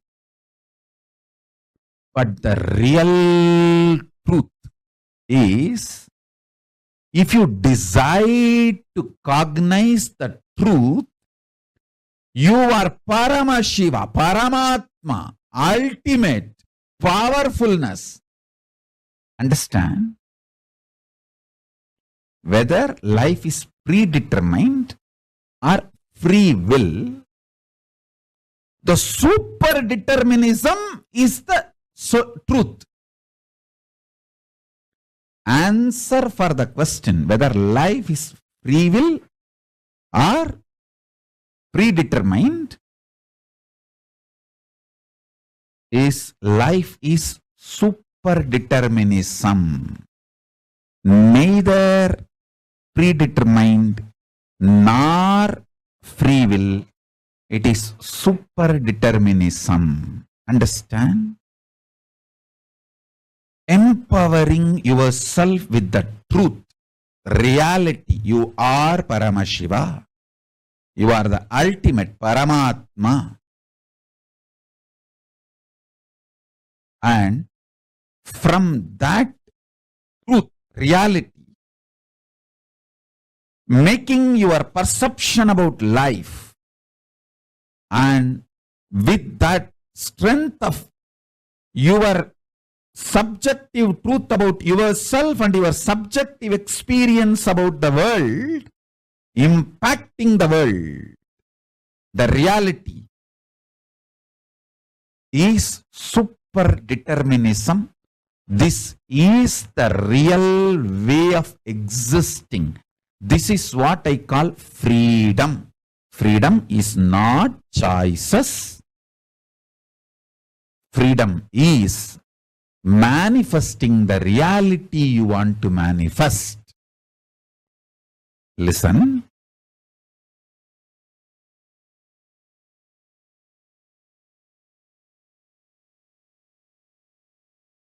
When you subjectively decide to cognize the truth, you are Paramashiva, you will see that super power of coincidence place in your life, and you manifest super determinism. I give you two methods for you to achieve the super determinism. One, deciding to cognize you are Paramashiva because that is the truth. That's the truth.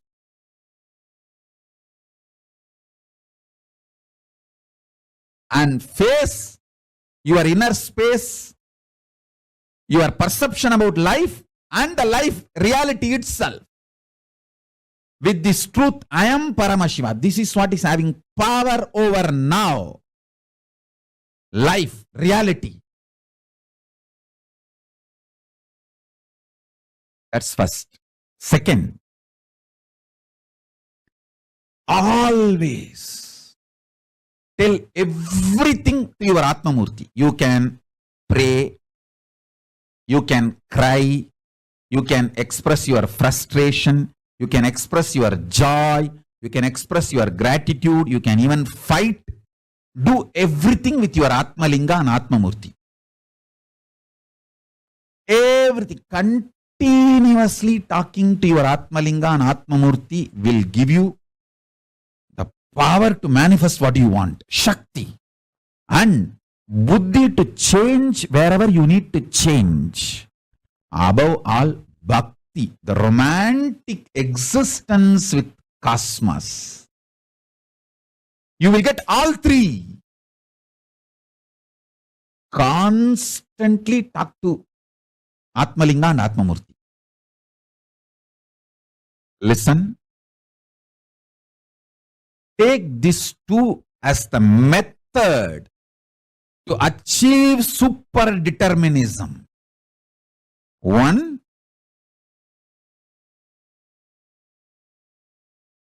decide to come to the powerful conclusion you are Paramashiva because that is the truth.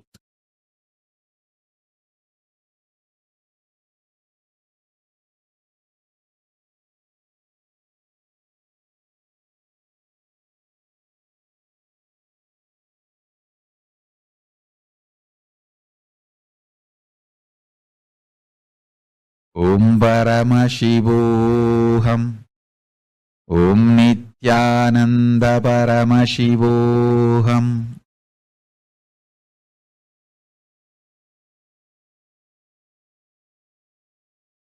Second, continuously talk to Atmalinga or Atmamurti. You can offer your prayers. You can talk even casual things. You can express your love, gratitude, even anger. You can fight. You can express your frustration. You can do anything you want.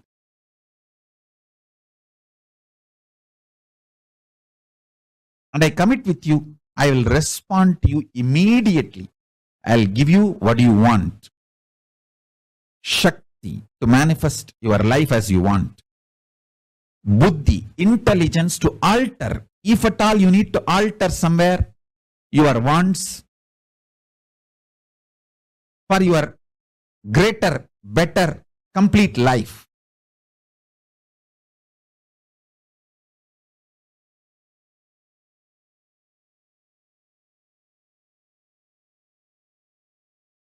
And above all, bhakti, a life positive, joyful connection with life, reality, cosmos, with everything, with yourself, with world, with God, everything.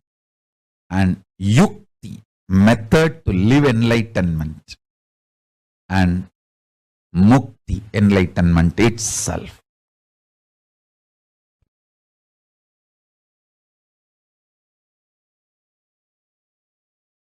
The true experience is when you decide you are Paramashiva, you get power over the now, present. The power over the present gives you the liberation from all these four different theories, theologies, philosophies, rational arguments, ideas, concepts. You experience tremendous powerfulness subjectively. Because of that powerfulness subjectively, the state of Paramashiva, that's what I call state of Paramashiva. Your subjective experience about the object also powerfulness, Parameshwara. Understand? I want to express these three words. Your subjective experience of your subject, your subjective experience of the object, and the object, reality as it is. Understand these three words. Your subjective experience of your subject, yourself, your subjective experience of the object, world, and the world, the object itself. In these three, if you empower the subjective experience of your subject with truth, that truth makes your subjective experience of the object also powerful. When this two component of you becomes powerful, it impacts the object and makes what you want to manifest as life. This is the experiential reality of super determinism. Everything else is a delusion, false. You cheating yourself, you deluding yourself with any kind of argument. No, what Swamiji says is the ultimate truth, but not for me now. Even that.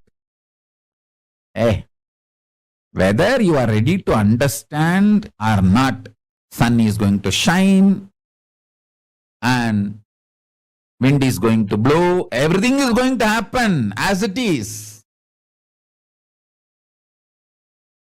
This truth which I described now,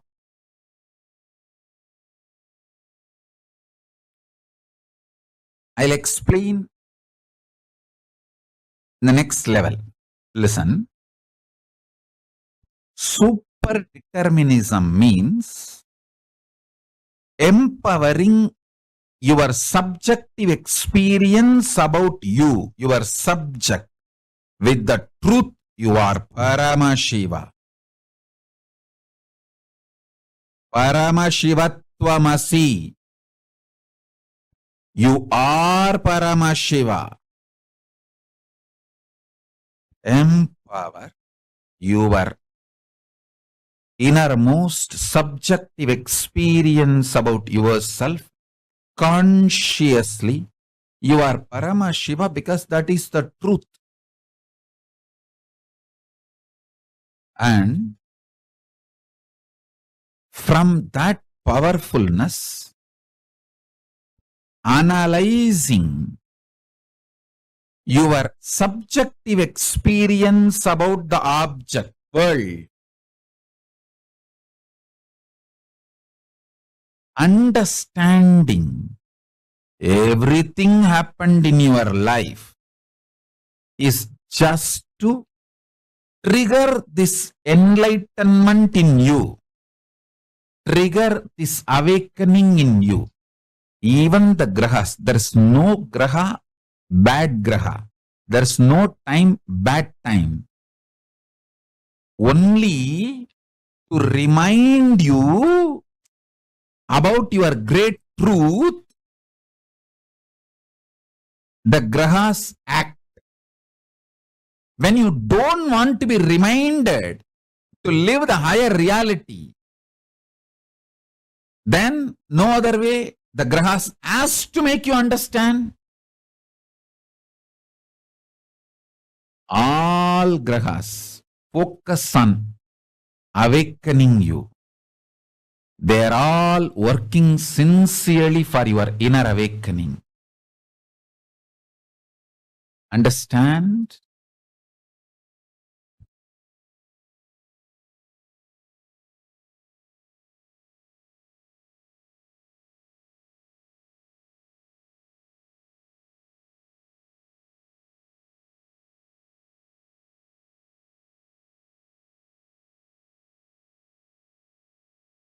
Hey, listen. Sometimes your babies are pet. They go into kind of a trance mood when they listen to my satsang and just they settle down. You may be thinking they are sleeping. Even if you think they are sleeping, don't wake them up. It is okay. Just let them. Because they sincerely, intensely listen. If you are pregnant, the baby inside your womb listens to me sincerely.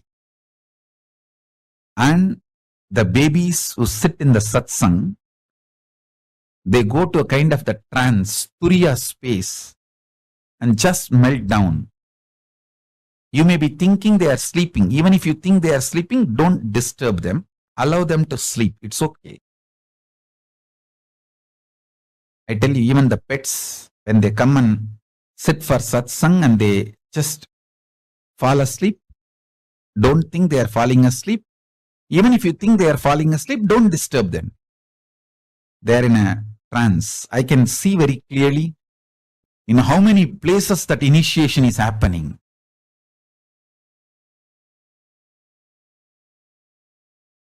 When initiation happens, so many people react in a different way. Babies go into the trance of turiya. So all of you, allow this initiation to happen inside you and to everyone around you. If you have pets and kids, get them to satsang. Even if they sleep during the satsang, don't worry. Let them be there. Because these great truths, they get inside the system and become bio-memory. It becomes just bio-memory. Listen. Now listen to the next truth. See, whenever the objective reality impacts your subjective experience about the object and damages your subjective experience about the object, that damage, when it gets overloaded, impacts your subjective experience about the subject itself. That is what I call you gaslighting yourself. Nobody gaslights us. Understand? Nobody can gaslight unless we allow the gaslighting. Whether gaslighting or enlightening, it's your responsibility. You allowed gaslighting of the society. So allow my enlightening.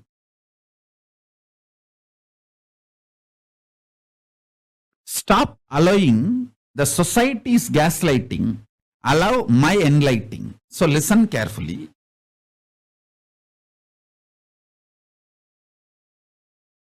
Subjective experience of the object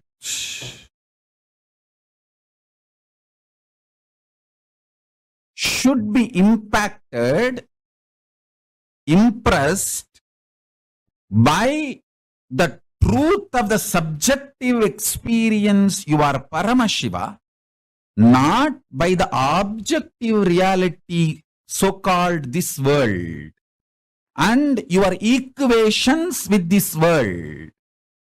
You always have wrong equation with this world.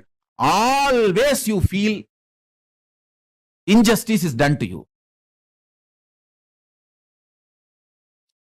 Somehow that becomes default cognition. When you allow that pattern to get rooted in you,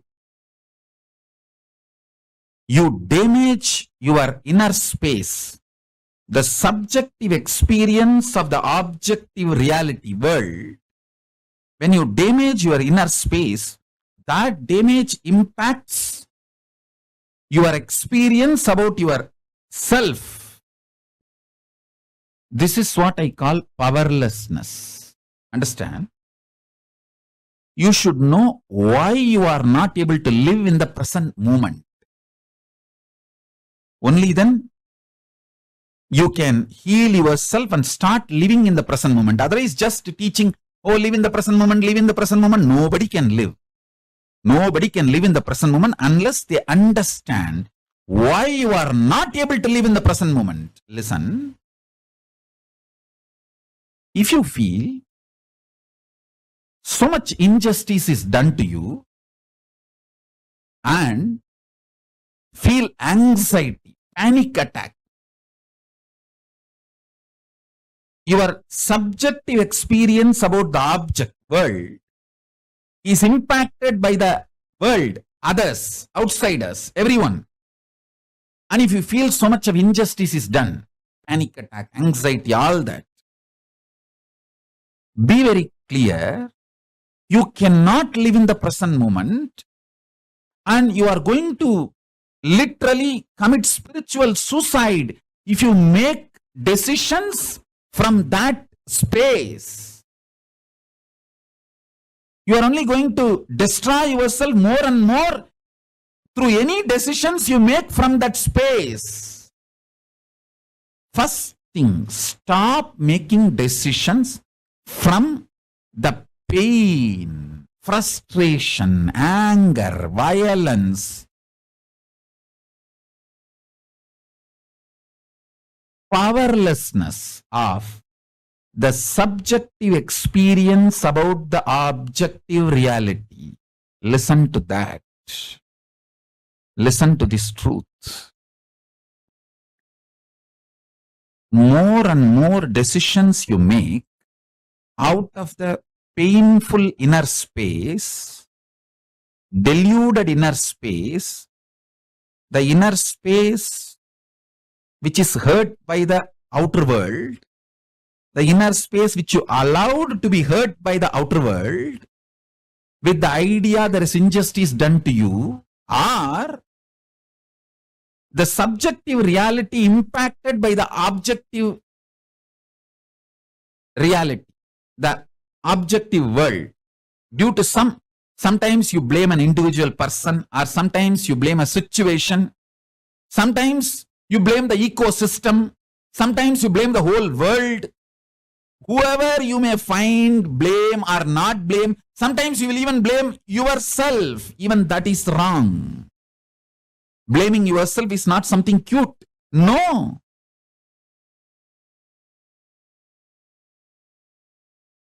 Don't say, oh, I am suffering so much. How can I be Paramashiva? Say, I am Paramashiva. How can I suffer? Change the whole thing. Listen. Don't say, I am suffering so much. How can I be Paramashiva? No. Say, I am Paramashiva. That is the truth. How can I suffer? Let truth empower your experience about you and empower your experience about the object. Let the truth empower the subject's experience about subject, subject's experience about object, and object itself, all three. This is what I call super determinism.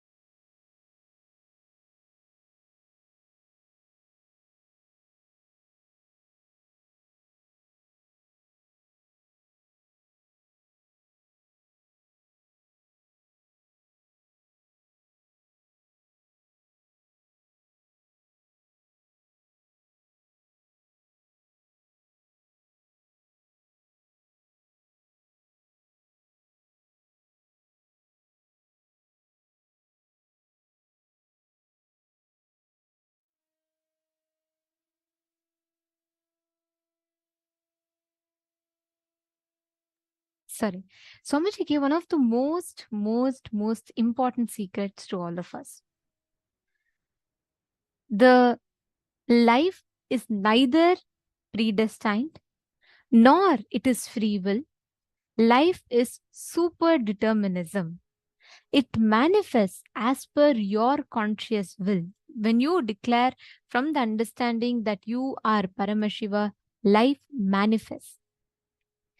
And one of the best cognitions that was a takeaway for me was when Swamiji was saying, do not ask, I'm suffering so much, how can I be Paramashiva? Ask your suffering, I am Paramashiva, how can I suffer? That is the key difference. Most of the times, we beat up ourselves, our individual will, by constantly saying, oh, I suffer, I'm not manifesting, I'm not manifesting the powers, I'm not manifesting whatever I want, I'm not able to get through to my job still, I'm not able to influence the people around me. How can I be Paramashiva? Instead, ask your suffering, hey, I am Paramashiva. Whether it is my experience or not, Swamiji told I am Paramashiva, which means I am Paramashiva. How can I suffer? Asking your problem. Swamiji gives this as a formula. One of the best formulas for life is this. Do not show Swamiji how big your patterns are. Show your patterns how big Swamiji is. Do not try to convince saying, oh, Swamiji, you don't know Swamiji, anyone can be liberated, but not me. I have done too many things, too many sins, and there is too much of load in me, and I can't handle this, I can't handle that. Do not show Swamiji how big your problems are. Show Swamiji, show your pattern how big Swamiji is. Show your problems that who is Paramashiva. That is the key difference. One of the most important aspects. This is the key for success. This is the key for super determinism. We all constantly chase behind. We say, whenever we fail in things, what do we say? We say, oh God, this is how it was all meant to be. I think this was destiny. I can't do it anything. Call it fate. Whenever you're successful, we would like to take the credit for it. So we say, okay, something I did, something has worked out well this time. But life is neither free will, nor it is fate.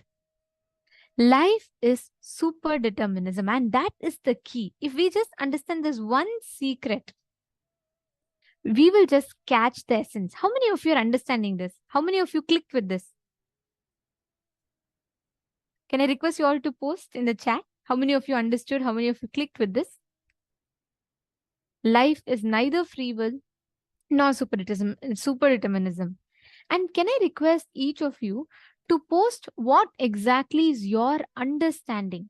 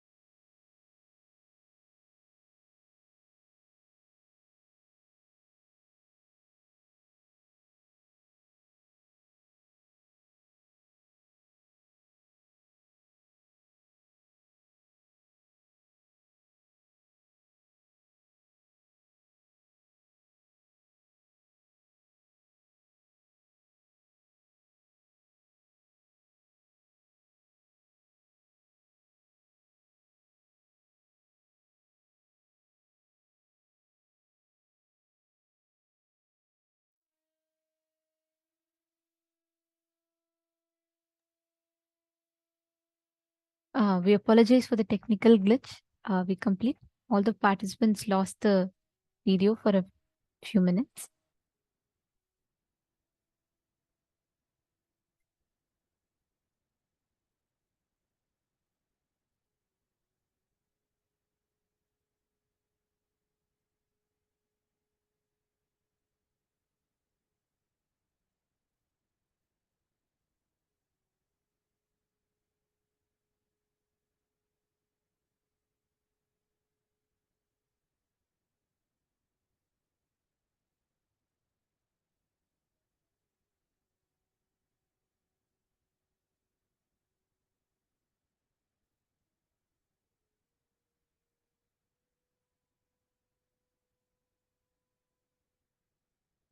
We apologize for the technical glitch for all the participants and hope all of you are able to see us and hear us clearly now.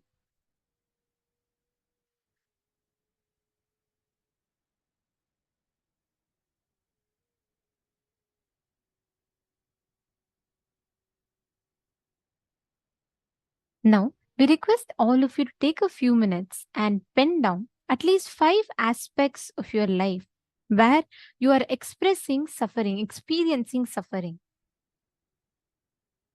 Wherever you feel you are stuck, things are not moving, pen them down.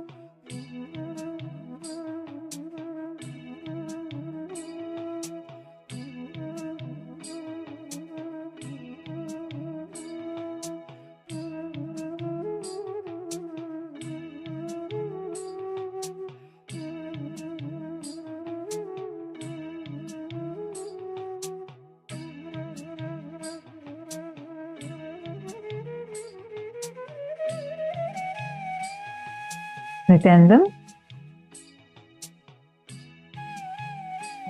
So hope all of you have written down.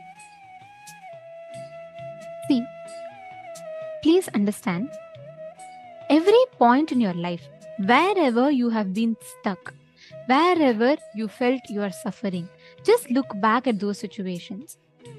Identify. In most of the places, the first thing we all do, which completely messes up our way of functioning in life, is we think, always we say, we start beating up our will instead of aligning our will to Paramashiva. You start saying, oh, things are not happening properly. I know life is going to be like this.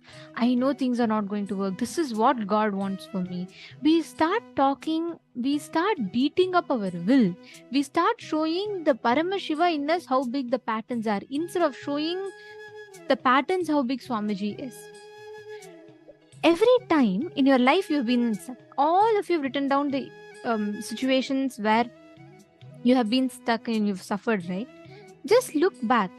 In all those situations, you keep telling that yourself that, hey, this is so big. I can't deal with it. I am not capable. This is how it is going to be. You constantly keep bringing that suffering in your inner space. That is exactly that's the exact point where you start putting yourself in delusion. You start believing you are not Paramashiva. You stop manifesting the experience that you are Paramashiva. Are you all catching it? Are you all understanding?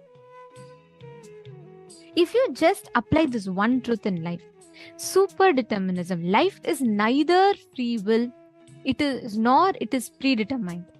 It is super determinism. Everywhere you make a declaration that you are Paramashiva, you will manifest it. One very important thing for us to understand here is how the subjective experience of ourselves will impact the subjective experience of the subject and the objective experience of the object, subjective experience of the reality.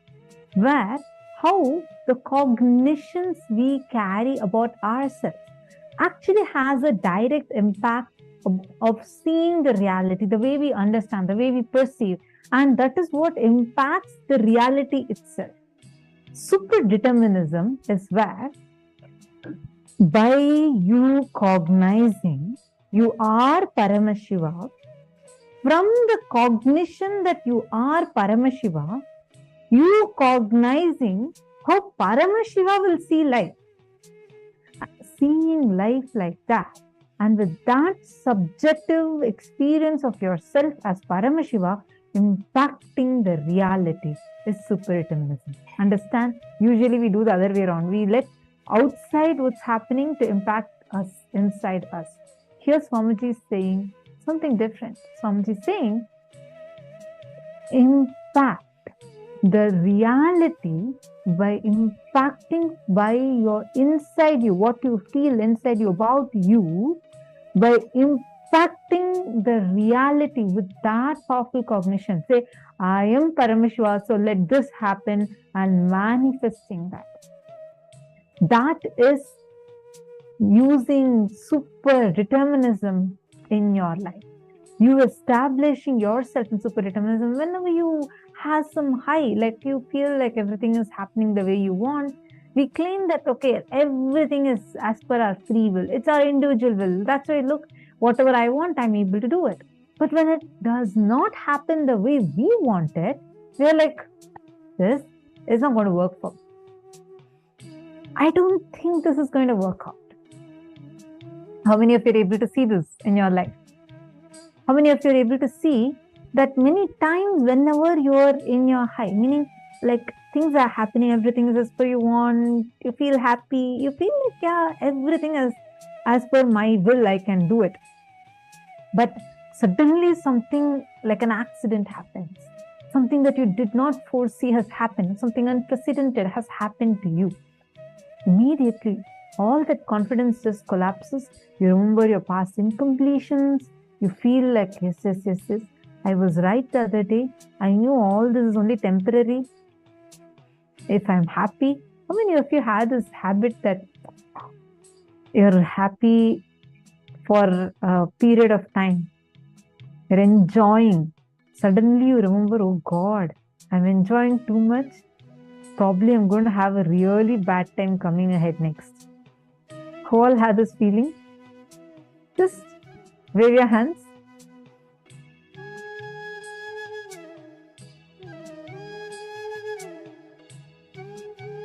Okay, I see a few of you waving.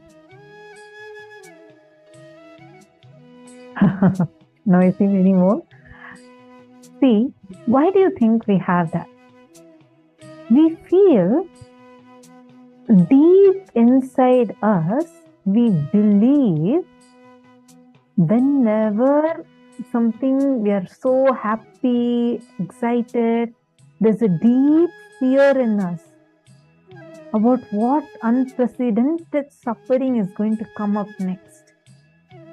That is because your mind feels deep inside that everything is predestined. Everything has already been written. They call it in Kannada as Hanebara, or we call it as fate. They'll always show like this. What to do? This word is written in my head. Understand? Especially if you're from an Indian family, definitely would have heard this from your parents or any one of your friends. You hear it as a common vocabulary. Right? Because we believe inside us already some fellow sitting somewhere in the heaven has conspired against me and written my life like this.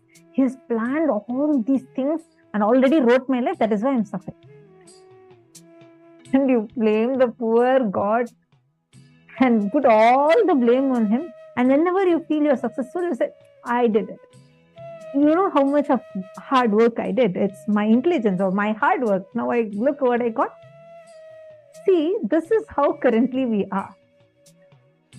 Why, Vani, you're laughing so much? You clicking with it? See, understand.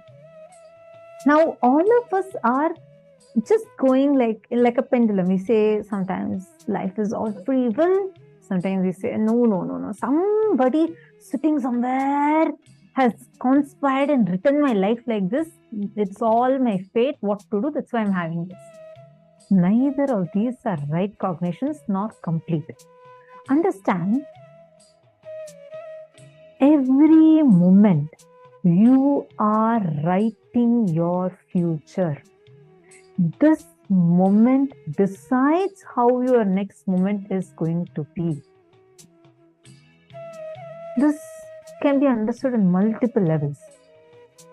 But one thing you need to understand, Swamiji does not stop us just with this one. Swamiji goes even deeper. Swamiji says, whenever, let us say you have been living a very bad life, you already, it's not that always you are established in powerful cognition. We go through our ups and downs. We go through all kinds of imbalances. Swamiji says, if the moment you realize, if you declare that I am Paramashiva, from the cognition that I am Paramashiva, see how Paramashiva will see life. Listen, Swamiji is not saying just declare. See even the life, the way how you see, how will Paramashiva see? Paramashiva will see everything as his own see. He is manifesting it. And from how Paramashiva will see, use that as your powerful cognition and in fact, make the reality the way you want. That is super determinism. This is much deeper than just our normal understanding of manifesting our reality. It is coming in a much, much deeper level where you declare, I am Paramashiva. From the space that I am Paramashiva, I am declaring and let this happen. There's a very nice story Swamiji says how one disciple goes to the master and the master says, everything is consciousness, Brahman.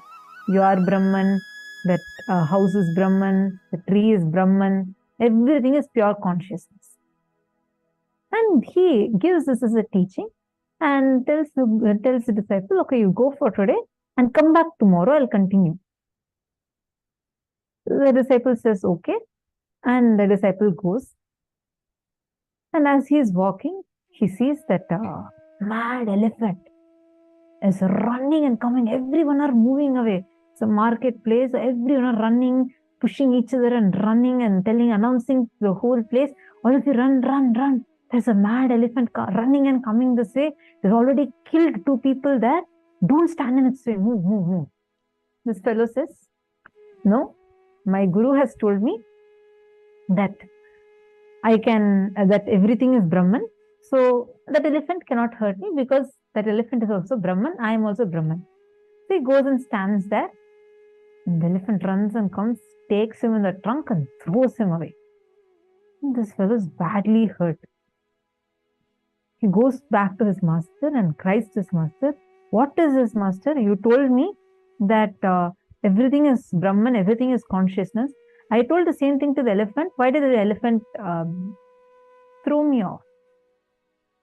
The master says, see, I told you, but I had not finished the lesson yet, and it has not yet become your experience.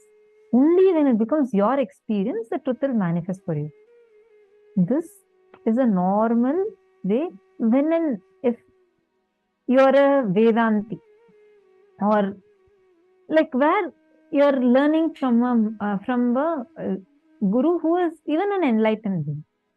But for us, it's completely different. Swamiji said, being Swamiji's disciple, you don't need to have it as your experience. You can go and stand in front of the elephant and declare, whether it's my experience or not, it's my guru's experience. I put that in front and now I declare, elephant stop. Elephant will simply stop. Understand, that is super determinism.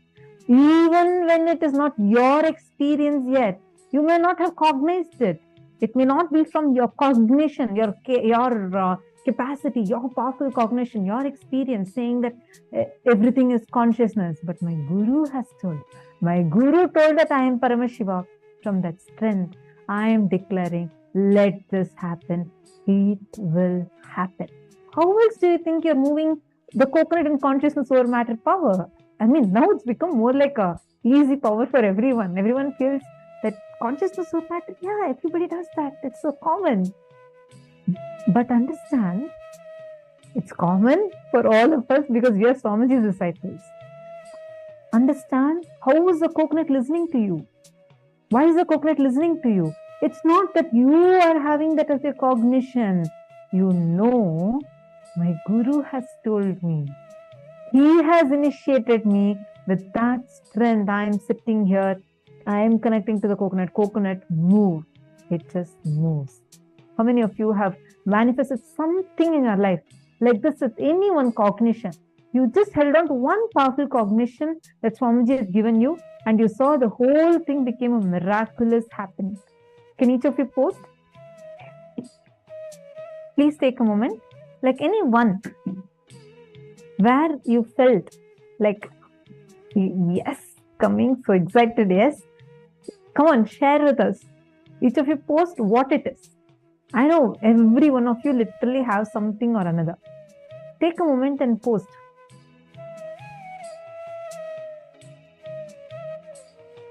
Any one thing, where like a miracle, just by a declaration you were able to manifest it. Actually, Swamiji tells this is what is called as the Nithyanandite way of thinking, which means even if it is just mechanically, just declare. Even if it is just something that's mechanically happening, declare. You will see the kind of an impact it will have in your inner space. Because whether it is your experience or not, by the power of your declaration, the reality will manifest. Because what you are deriving from is Swamiji's experience, putting his Atma Pramana as your Sakshi Pramana and standing there will make it your Pratyaksha Pramana. It will make it your experience. So just understand this one simple truth. you will know what exact experience you can have. If you just catch this one truth, this will give you all the inspiration, everything that you need for you to manifest that reality. And Swamiji calls this only as self-drive.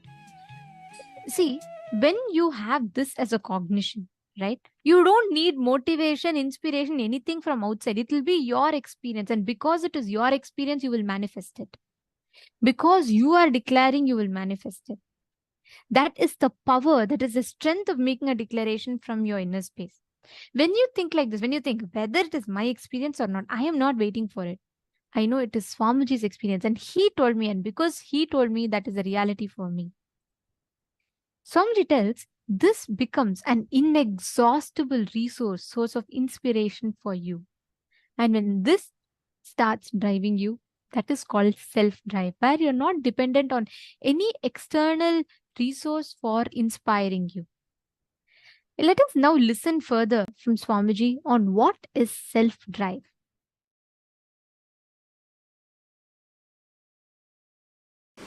Today I wanted to expand on this one truth. Hridaya Guhya Tahara Vidya. In all of us, please listen, in all of us,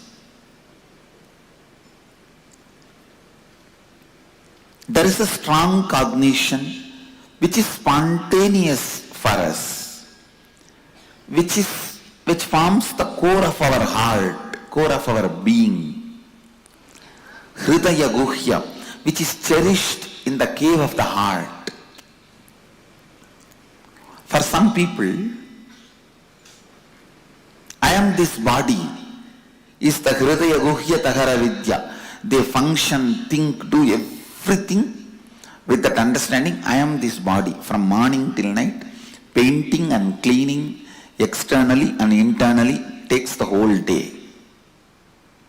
Internal washing, cleaning, filling. External washing, cleaning, painting takes whole day. Even the little remaining time they have, they will be working to get all this. Understand? All of us have Hridaya Guhya Tahara Vidya. In our heart cave, a natural understanding, a spontaneous flow of knowledge. Some people think mind, name and fame, the reward, joy. Joy which comes when others praise you. That is you. If that becomes your Hridaya Guhya Tahara Vidya, the spontaneous knowledge about life, then whole life you run behind that stupid Nobel Prize. And finally you get rejected and dejected, and you go on teaching how to live to people. You need to understand what actually your Hridaya Guhya, in the heart cave, you think as your spontaneous cognition about inner image, outer image, life image and others image. Spontaneously what do you think? Understand? Spontaneously what you understand. Spontaneously what you carry. I wanted every one of you to know, spontaneously what you carry is what you brought from the past birth. That is what you brought from the past birth. My Hridaya Vidya, Hridaya Guhya Tahara Vidya, the spontaneous cognition, knowledge I brought in my heart cave is completely aligned to all these four images. Completely aligned to all these four images. aligned to all these four images. Listen. Completely aligned to all these four images. I may want to repeat this again and again till you listen. Listen. That was my spontaneous flow of life. What you feel inside you as you, what you declare outside you as you, what you want others to experience you as you, what you feel about others and the world. Aligning all these four to best and constantly, please listen, the life happening in you, every moment you feeling I exist is like energy. To whatever you want, you can infuse that life into it. If you constantly think, I have so much of SDHD, I can never be successful, more and more you associate yourself with that, that becomes alive. Understand? In the beginning you may not be able to change what happens outside, but you will be able to always change what happens inside. So decide, even for a few minutes, you will not empower, energize the concept that you are a failure, you are struggling, you are. Few days before, one of my Swami was telling, I complete and get out, again I fall back, and complete and get out, again I fall back. You want to enjoy this personality. You are enjoying this space. You want to empower this idea of I rise and fall, because you must be enjoying the effort, hard effort you are putting. Understand? Hard work is nothing but ignorance. You don't have intelligence to do the smart work. You are stupid enough not to do the smart work. What you do is called hard work. And if you enjoy hard work, nobody is going to say no, but you are stupid.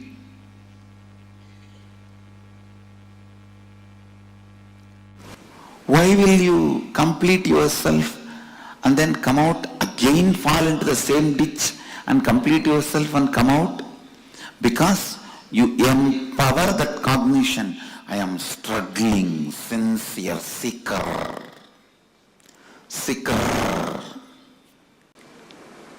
Because you set a standard to yourself. Long ago, at least I will be a good seeker. Whether I achieve it or not, who knows? I don't think I can achieve. That and all is not possible for me. But I'll be a good seeker.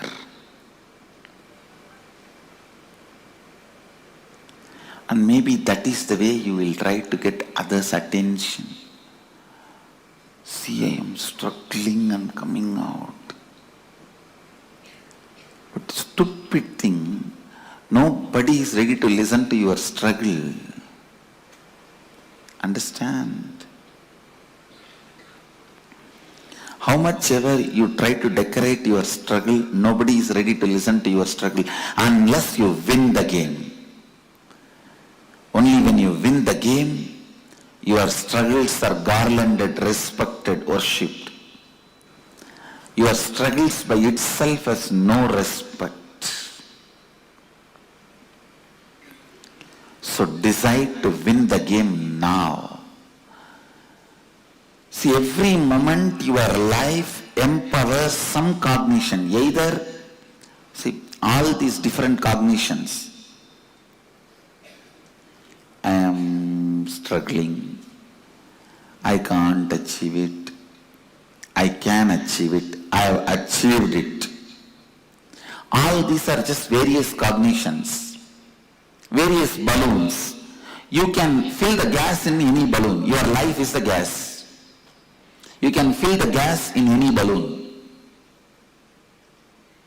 Why do you want to waste your gas into the stupid balloon? I am struggling. Complete it. Get rid of it. I have achieved. Fill the balloon of I have achieved. Then what is the qualifications of achieved? Person who has achieved? Always be aligned. This aligning, I wanted to expand on this little deeper. Morning when you wake up, just ask yourself, an authentic person who lives Advaita, how he will wake up? He will just wake up like Mahadeva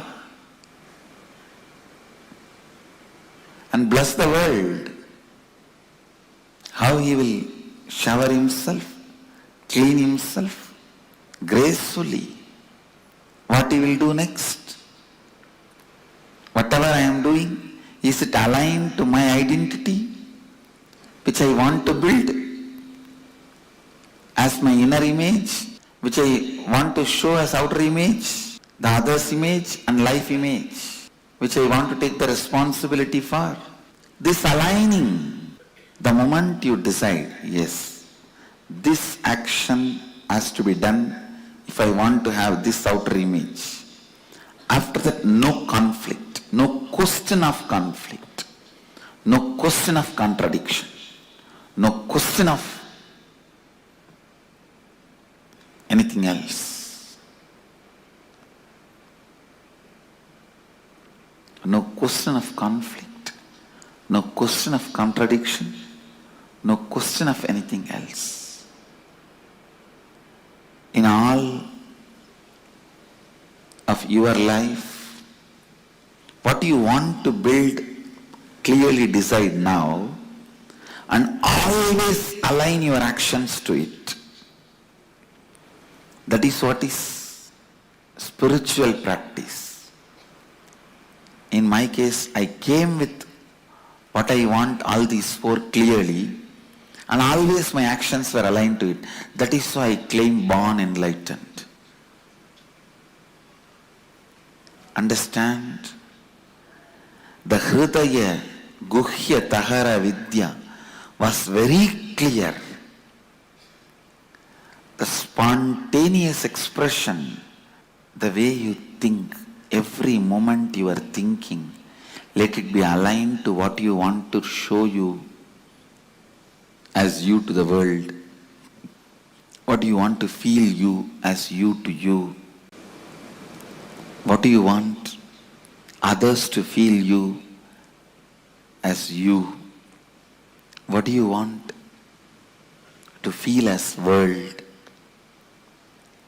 Again and again and again align yourself to that authenticity. The best inner image you want to have, best outer image you want to have, best others image you want to have, best life image you want to have. How much ever you think it is difficult, it is achievable. Be very clear. The idea of your difficulty is nothing but your SDHD. See, the mirage water need not be drained for your car to go in the road. The summertime, mid-noon, you will see the mirage water in the road. It literally looks like a large water body in the middle of the road. Do you need to bring big motor pumps, pipe and drain the water for your car to drive? No. You just need to understand it is illusion and drive. Same way, your SDHD, You don't need to be struggling with it. You just need to know it is your SDHD and drive. I tell you, anything can be given up in the life. Anything can be lost. Not one thing. That is self-driving motivation. Just if that is maintained, everything is done. The high self-drive, in anything you take it up. The high self-drive is life. Not having the high self-drive is death. That's all. That's all is life. Whenever in your life you lived with high self-drive, you are alive. Whenever it was lost, you are dead. Whenever you had high self-drive in your life, you were alive. Don't remember the moments of money as important moments in your life. Don't remember moments you have been rewarded, awarded as the important moments of your life. Don't keep those stupid photographs of your graduation, your lottery winning, in your house as your important moments of the life. No. When that stupid cap was put and that certificate was given in your hand, you become intelligent.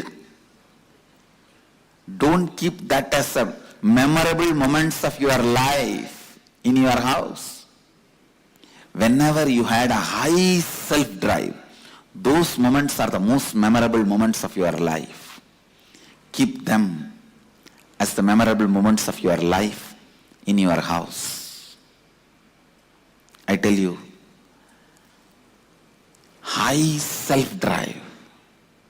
Don't keep that stupid marriage photograph, your graduation photograph, all that as the memorable moments of your life. Your first baby, you bought a new house, first house. All this as the memorable moments of your life. No, all this happens as an accident. The high self-inspired drive moments you had in your life, those moments, memories of those moments, achievements of those moments, it might have been as simple as you took the lawn mower and mowed your whole house, whole lawn. Or you took the vacuum cleaner and cleaned your whole house. It can be as simple as those moments. Or you decided to hike the mountain and went on a hike. Or you decided to swim and swam for 2-3 hours. Or you decided to go for a long perpetual completion session and sat for 3-4 hours in the space of completion. It can be as simple as any one of these. High self-drive moments should be respected, celebrated, worshipped, remembered as the memorable moments of your life. All this, the first house you bought, the graduation certificate, your marriage, your first kid, all these can be social accidents.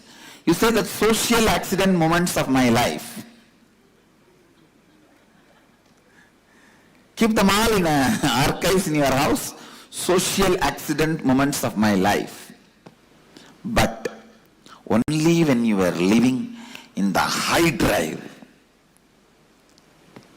It can even be in your office without bothering about what money is going to come or anything. You just sat for 10 days and finished a project.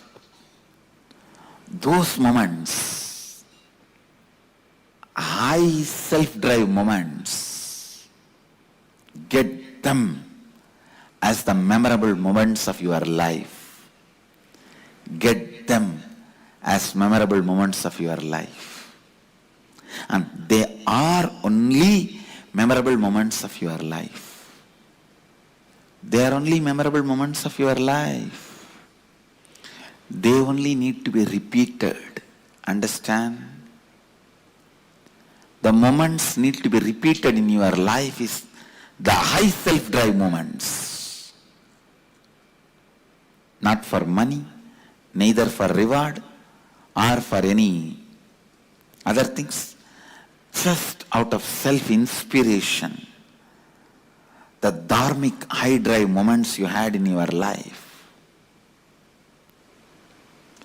are the moments to be celebrated.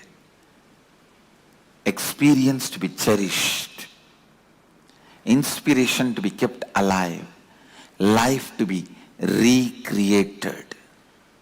Please understand, again and again and again, see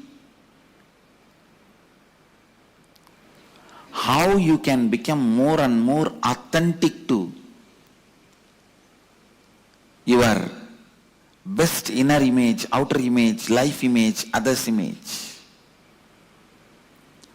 Understand, any doubt you have, any idea you have, you cannot achieve that four is SDHD. Self-doubt, self-hatred, self-denial. SDHD.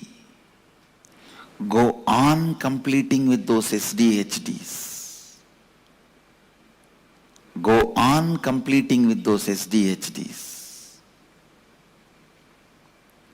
Let the external situation not create SDHD in you, not encourage SDHD in you.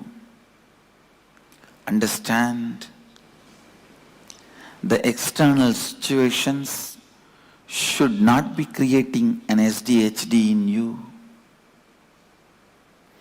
Constantly complete the SDHD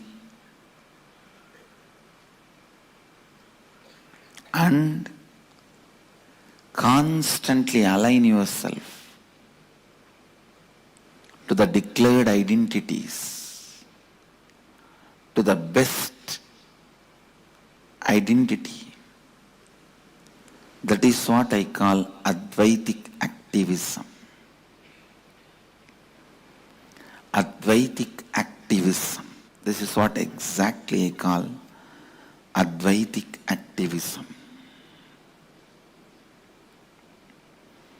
Advaitic activism is my life. Advaitic activism is my message. I expect Advaitic activism to be your life. And Advaitic activism is our collective life. Understand, you need self-drive to complete SDHDs. No one can complete SDHDs for you.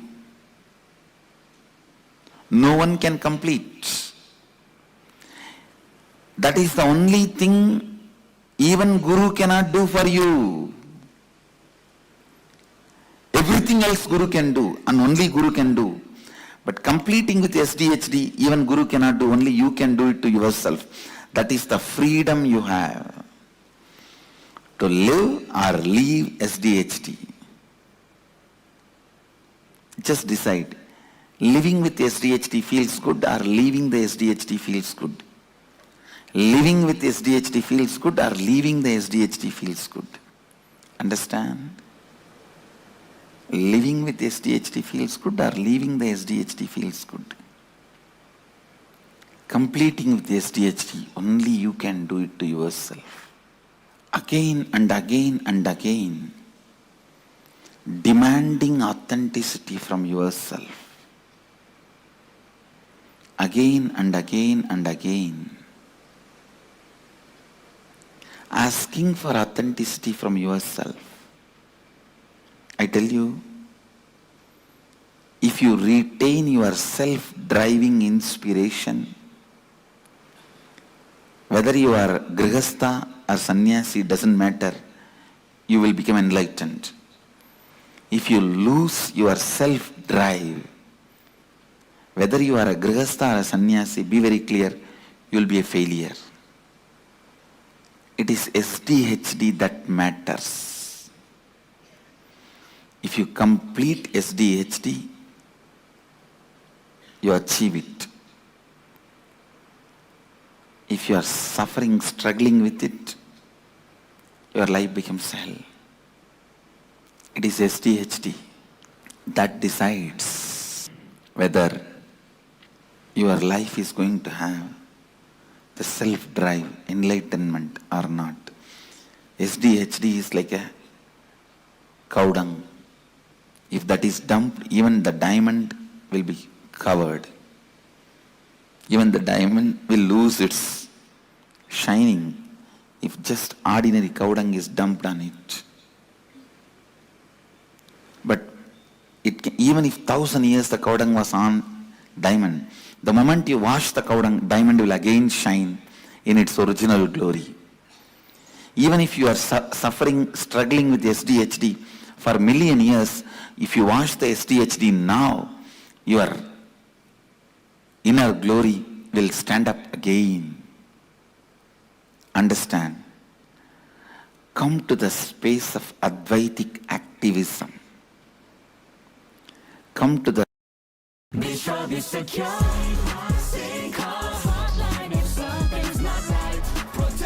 space of Advaitic activism.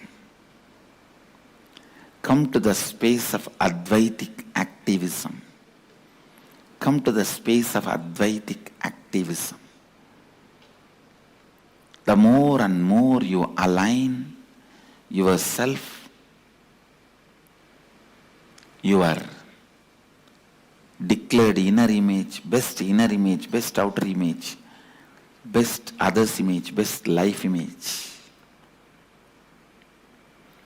the more and more you tune yourself to that, more and more you become authentic. The more and more you become authentic, the more and more you live enlightenment.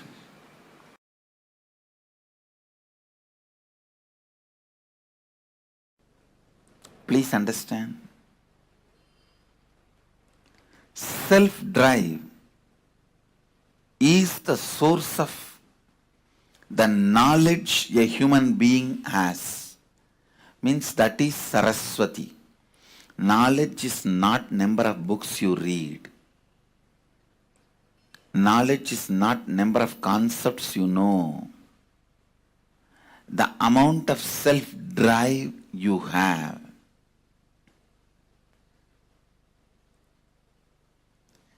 Understand, giving a right context to the self-drive is only the job of Saraswati, knowledge. When there is a right context, the self-drive never gets dried up.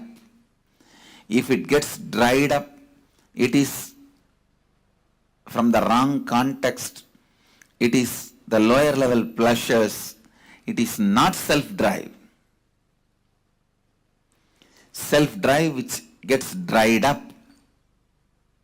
is from violence or from greed. Please understand, the self-drive comes out of fear and greed, gets dried up just in few days. Giving the right context for your self-drive is the job of Saraswati. All the knowledge, the reason for all the knowledge, reason for all the books, reason for all the knowledge transmission mechanism is to give you the right context for your self-drive. To give the right context for your self-drive.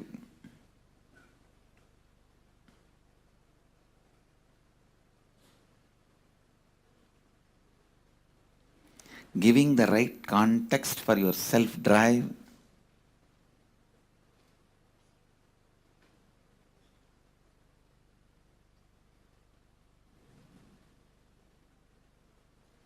is the source, purpose, reason, cause, sole cause of your knowledge. And I tell you, your self-drive is the greatest wealth you can have, which will never be lost, which will come with you for births after births after births. Self-drive is the one and only wealth you can carry from one birth to another birth. Please understand. If you want to go to US, you have to change Indian currency to US currency. If you want to come from US to India, you have to change US currency to Indian currency. The same currency will not be useful in the other country. Same way, when you leave the body,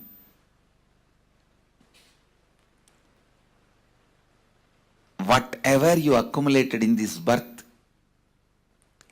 wealth, life, relationships, properties, nothing will be useful in the next birth. But the self-drive you accumulated will be there with you in your biomemory as your asset. I tell you, self-drive is the Lakshmi. Self-drive is the ultimate wealth, ultimate asset.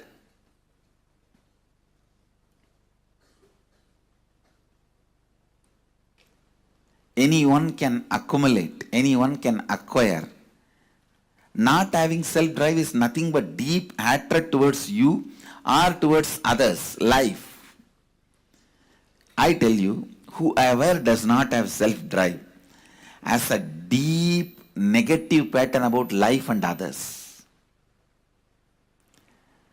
They are constantly abusing life and others, criticizing life and others, deep incompletion with others and life. I wanted to remind all of you, all tiredness, all boredom is nothing but self-conflicts and self-contradictions. Self-conflicts and self-contradictions. Self-conflicts and self-contradictions. People with self-drive are rewarded by Kala Bhairava with life. People who don't have that are slammed by life, Kala. Understand, self-drive is life. From the right context, self-drive from the right context, self-drive from the right space,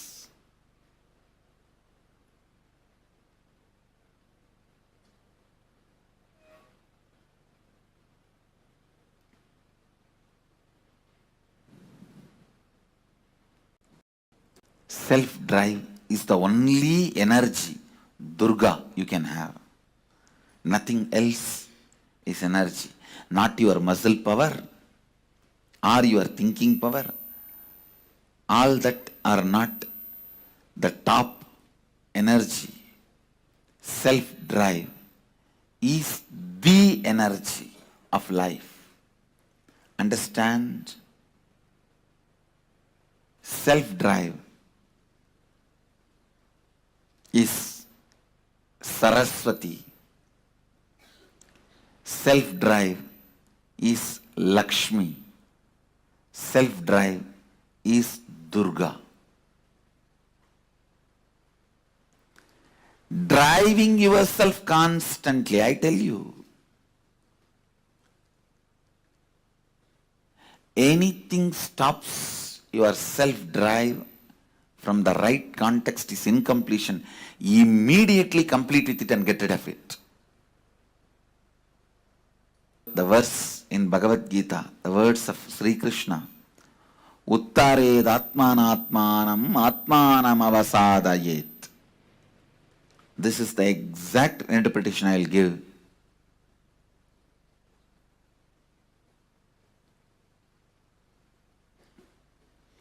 raising your self-drive by yourself by setting the right context. You will be a great friend for yourself. If you can't raise your self-drive by yourself by setting the right context, you are the greatest enemy for you. It is the self-drive that makes you king or beggar. It is the self-drive that gives you self-respect or not.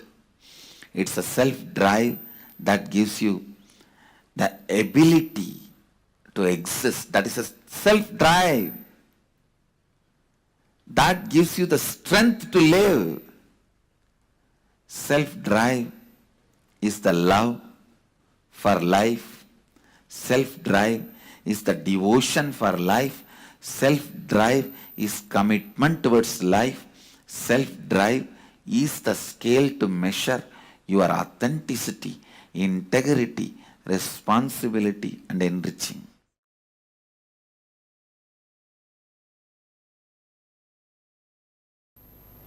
I tell you,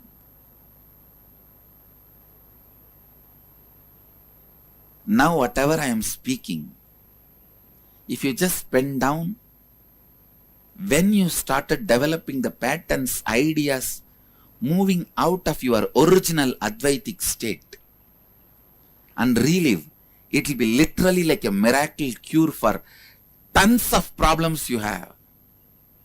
Even not having self-drive is a problem. If you find out when you lost the Advaita, that is the time you would have lost your self-drive for life.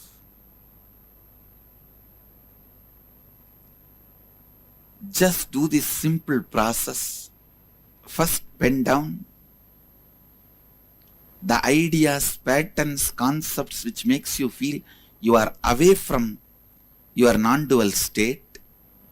Second, think and pen down when that patterns have started developing in you, how you developed those patterns, those incidents. Third, relive all those incidents. Fourth, relive and complete them. Fifth, start living Advaita, non-dual state of consciousness. That's all.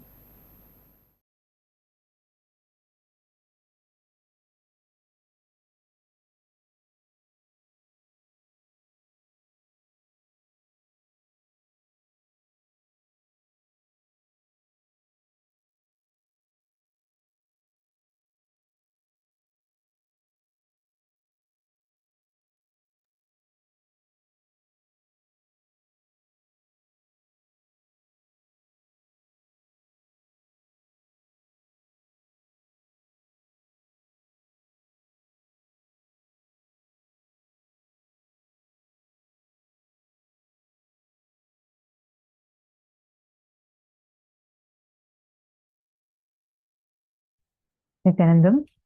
So beautifully, Swamiji explained to us about what is self-drive and why is the self-drive from the right context so important for us in our lives. How many of you understood and clicked with it? Take a few minutes to post that. Now, very, very shortly, we are going to be having the darshan starting. We request all the participants to please come and settle down. And we are going to be having an amazing darshan today. We are going to be receiving the darshan of Ganga Dharamurti and Ganga Visarjana Murti forms of Paramashiva. So today is going to be one of the most important initiations. We learned about superdeterminism, we learned about self-drive, and we are going to be receiving that initiation today. So we request all the participants to please come and be seated. Please settle down in front of the camera. Let us all prepare ourselves to receive this initiation.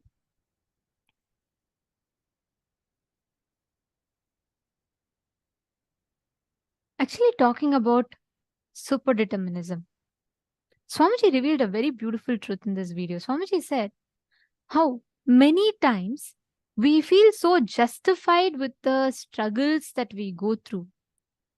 And we feel so so much more legitimate when we tell, like Swamiji is giving the example of how one of the Adinavasis had told Swamiji that they try and they fall to incompletion, they complete and again they fall back into pattern. We have so much of respect associated to struggle, and we strongly believe that that only establishes our hard work, because of which again and again we keep manifesting that in our lives.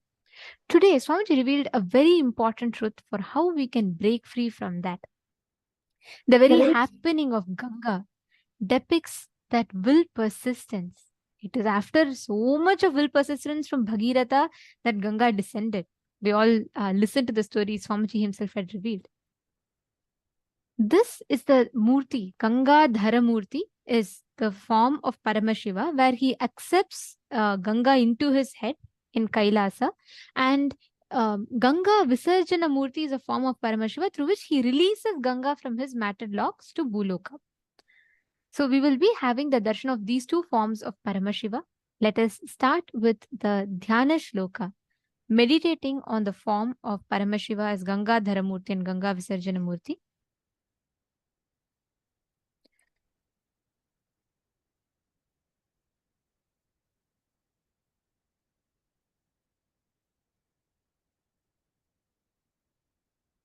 And the Dhyana Shloka, meditate on the form of Gangadhara Murti. Tato haimavati jyeshtha sarvaloka namaskrita tada sati mahadrupam kritva vegam chadussaham akashat patadadrama shive shiva sarasyutah achintyacha sa devi Ganga paramadurdhara vishamyaham hi patalam Strotasagruhyam Shankaram Tasyavalepanam Jnatva Ruddhasto Bhagavan Haraha Tiro Bhavayitum Buddhim Chakre Trinayanasthadha Satasmin Patita Punya Punye Rudrasya Murdhani Himavat Pratime Rama Jata Mandala Gahvare Sa Kathachinmahim Gantum Nashaknodyatamasthita Naiva Sa Nirgamam Lebhe Jata Mandalamantatah Tatraivabham Brahmadhevi Samvatsaraganan Bahun Tama Pashyan Punastatra Tapah Paramamastitah Satena Toshitaschasi Adyantam Raghunandana Visasarjatato Ganga Haro Bindusaraf Prati Tasyam Visrujamanayam Saptastotram Sijanjire Hladini Pavani Chaiva Nalini cha tathaiva cha Tisrah prachim disham jagmur Ganga shiva jala shubhaha Suchakshuschaiva sita cha Sindhuschaiva mahanadi Tisrastotvadhisham jagmur Pratichim tu shubhodakaha Saptami chanvagattasam Bhagiratam Tada Bhagiratopi Rajarshir Divyam Syandhanamasthitah Prayadagre Mahateja Gangam Tam Chapyanujravat Gaganaschankara Dharani Magataha Vyasaparta Jalam Tatra Tivra Shabdhav Puraskritam. The beautiful happening of Ganga is described in this chant, where it is described as afterwards she who is reverenced by all the worlds, who is the elder daughter of Himavanta, that Ganga, assuming an unendurable form and insupportable rapidity, they say, then plunged from the sky onto the auspicious head of Paramashiva. She, who is an extremely unendurable river, that goddess Ganga, even speculated to herself, saying, let me enter the nether world. Indeed, let me enter into Paramashiva with my streams. Discerning her ego, Paramashiva is infuriated at that point. On his part, the three-eyed god Paramashiva thought to pent her up in the tufts of his Jatajuta. And O Rama, that holy river Ganga, swooped down into the cavernous curls of the matted hair, the Jatajuta of Paramashiva, and she became a detainee in them. Though she strove hard in one way or another to reach earth, that Ganga is rendered incapable, as she could not gain access for an outlet from any edge of the coils of the jatas of Paramashiva. Hence, she is held there in durance vile. Devi Ganga whirled round and round in the coils of tufts alone for many number of years. And when Ganga's liberation from those coils is intangible, Bhagirath again firmed up in a marvelous penance in the matted hair in the matter of her descent to planet Earth. O Rama, the legatee of Raghu, with the aces of Bhagirath, Paramashiva is delighted, and thereupon he also releases Ganga, aiming at the Bindu lake in Himalayas. While Paramashiva released Ganga into the Bindu lake, 7 streams have emerged out of it. And thus the 3 auspicious Gangas with the holy waters have cruised eastward, which are known as Hladini, Pavani, and Nalini. Also thus Suchakshu, Sita, and the other excellent river Sindhu are the other rivers, which streamed to the westward direction with their holy waters. Of them, the 7th, Devi Ganga, flowed towards the path of Bhagiratha's chariot.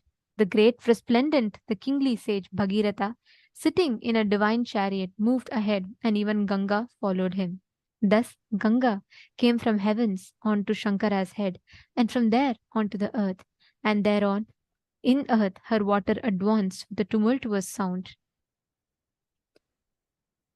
The whole happening, the descent of Ganga, represents the ultimate will persistence. No matter what happens, not giving up. Like Swamiji beautifully tells, Ganga does not break Himalayas by her power, but by her persistence. It is her will persistence that even she can break through from Himalayas.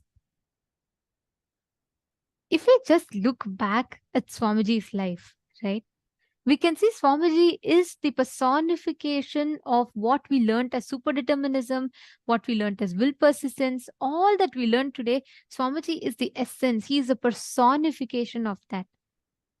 Like in every aspect, literally, that's what we see, right? Like how Swamiji lives this and radiates this will persistence. You will see that in every dimension. Today we learned about how not to give up on yourself. You should never give up on yourself. And that is exactly the way how Swamiji is.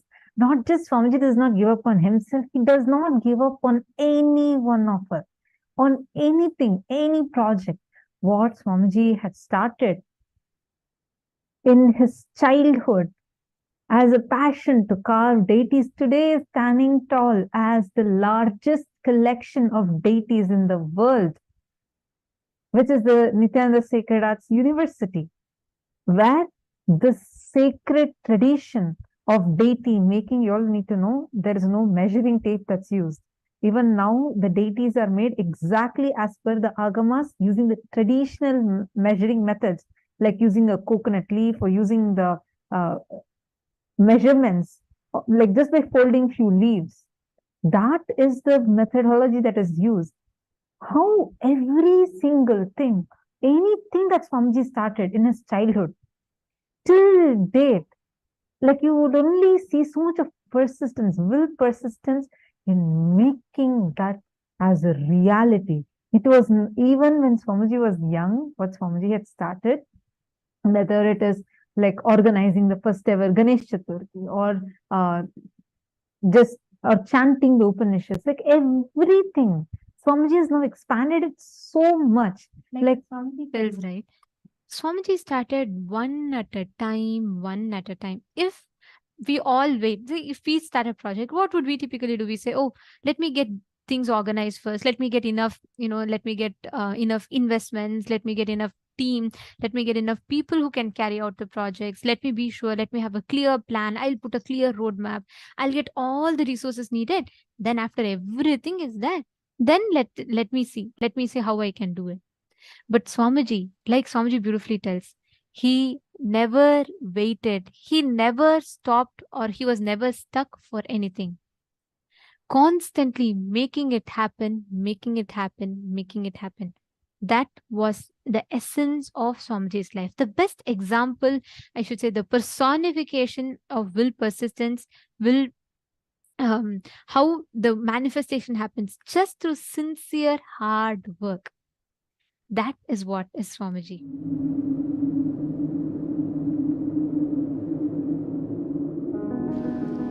The first and foremost sacred secret I want you to know: integrity is falling in love with your higher personality. Understand? You do have Sadashivatva in you. You are hardwired for it. It's not that your Sadashivatva is gift from somebody. No. Understand? Just like how when you fall asleep, you put an alarm and tell the alarm, hey, wake me up tomorrow morning. Same way.